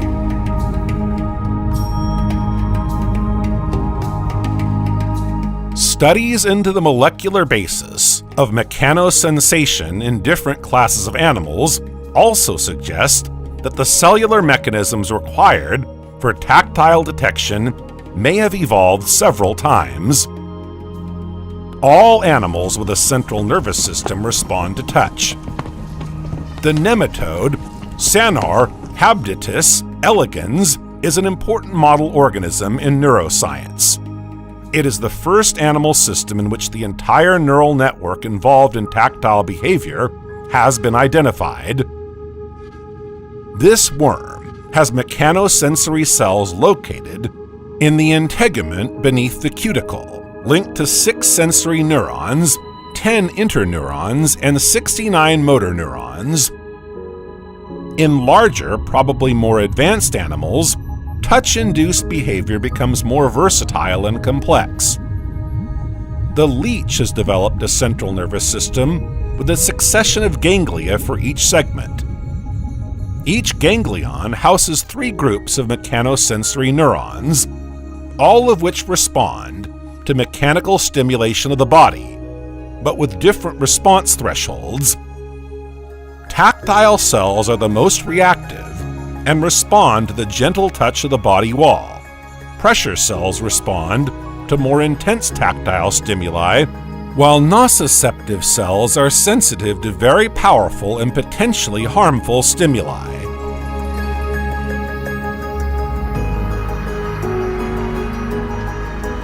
In arthropods, mechanoreceptors are located in strategic areas of the body where movement is most likely to occur. In proprioception, these are the joints, muscles, and tendons. In contact, they are the surface areas where contact with external objects is most likely. Arthropods exploit these strategically important locations in 2 ways. On the one hand, they use tufts of hairs called capillary fields, or capillary plates, to detect movement between adjacent body segments through proprioception. On the other hand, to detect contact, they use similar hairs but located in different parts of the body, with a particularly high concentration where contact is most likely and/or most important to detect. Spiders and insects also use hair sensilla for proprioception and consequently for active touch detection, where the active movement of a limb must be monitored. Among today's arthropods, only myriapods, crustaceans, and insects have specialized touch sensory structures, the so-called antennae. These sensory organs are equipped with a particularly large number of sensillae, displaying a density far greater than that found on most other body regions.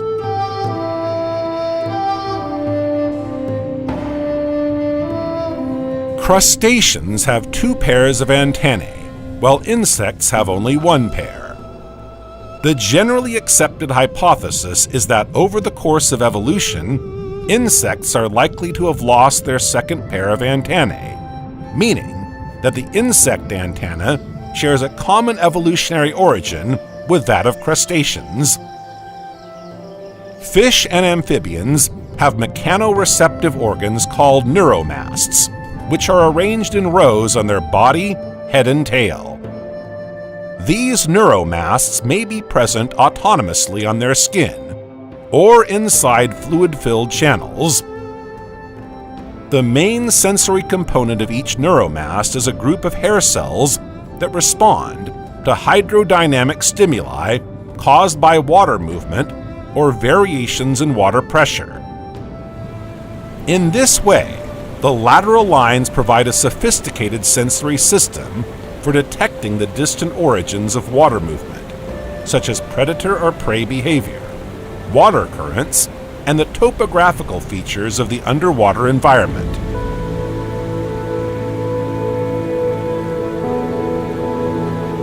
Mammalian skin evolved from the integument of earlier vertebrates in a complex evolutionary process that is still only partially identified.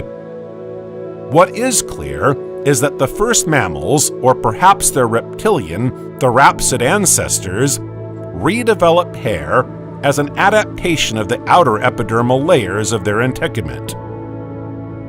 While dense hair clearly has a thermoregulatory function, the evolution of hair in mammals cannot be attributed solely to the goal of regulating body temperature. On the contrary, it is very likely that the first hairs were primarily used for tactile functions, and their subsequent evolution gradually gave them a secondary role as insulators. The main sensory function of hairs persists in vibrissae, also known as tactile hairs, present in all therian mammals, such as marsupials and placentals, with the exception of human beings. In cases such as the naked mole rat, a species that has lost its entire coat, tactile hairs have been maintained throughout the body because of their importance to the sense of touch. Many mammals have evolved to have areas of hairless skin, also known as glabrous skin.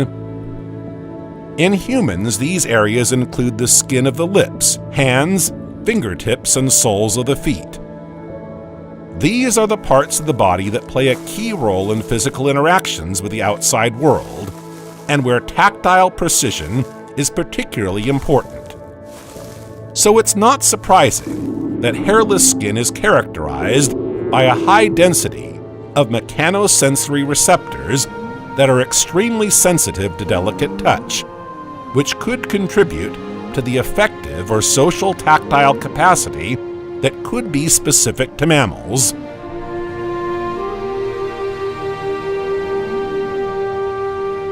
Only mammalian species have elongated facial vibrissae, also known as vibrassae, which extend outwards and forwards from the animal's snout.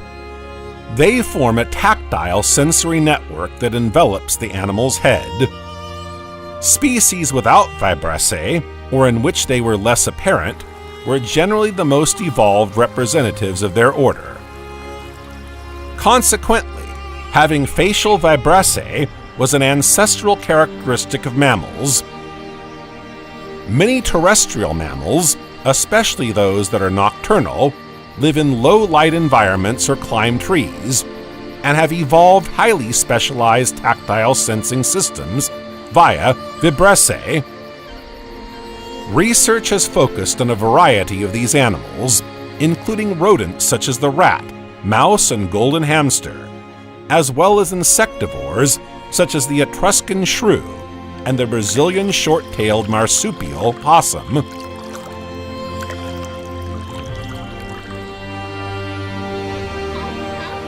In some seal species, vibrassae have adapted to detect disturbances left in the water by fish. By measuring these hydrodynamic flow fields, these animals are able to track and capture fast-moving prey in total darkness. Deep-sea foraging pinnipeds, such as the bearded seal and walrus, have evolved a highly specific vibrissal adaptation designed to optimize their efficient search for shellfish and other invertebrates in the muddy layers of the seabed. The abundant, dense, and mobile vibrassae of these animals combine to form a kind of sensitive, tactile rate that enables them to detect and ingest their prey at exceptionally fast speeds. Manatees have vibrissae distributed throughout their bodies to compensate for the limited visual information available in their natural environment. The manatee's ability to move efficiently through rough waters suggests an overall body ability to perceive hydrodynamic signals to the sensitivity of its vibrissae, which has interesting parallels with the lateral line of fish. These adaptations underline the importance of vibrissae touch detection in the ecology of many aquatic mammals.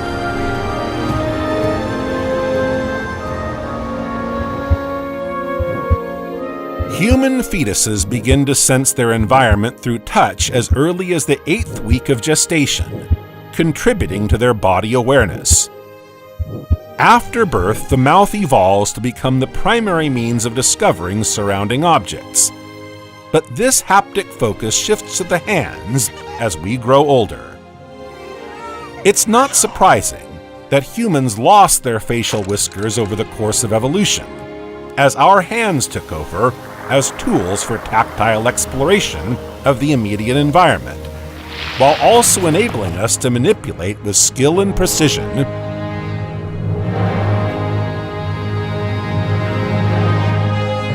Unicellular and multicellular organisms have developed different strategies to ensure their survival and communication with their environment. These strategies include molecular, anatomical, and physiological systems that enable them to detect and respond to chemical signals from other cells or organisms. These communication mechanisms are the result of organisms' ongoing adaptation to environmental factors and biotic interactions. Over time, organisms have developed adapted receptors that enable them to detect and respond to specific signals.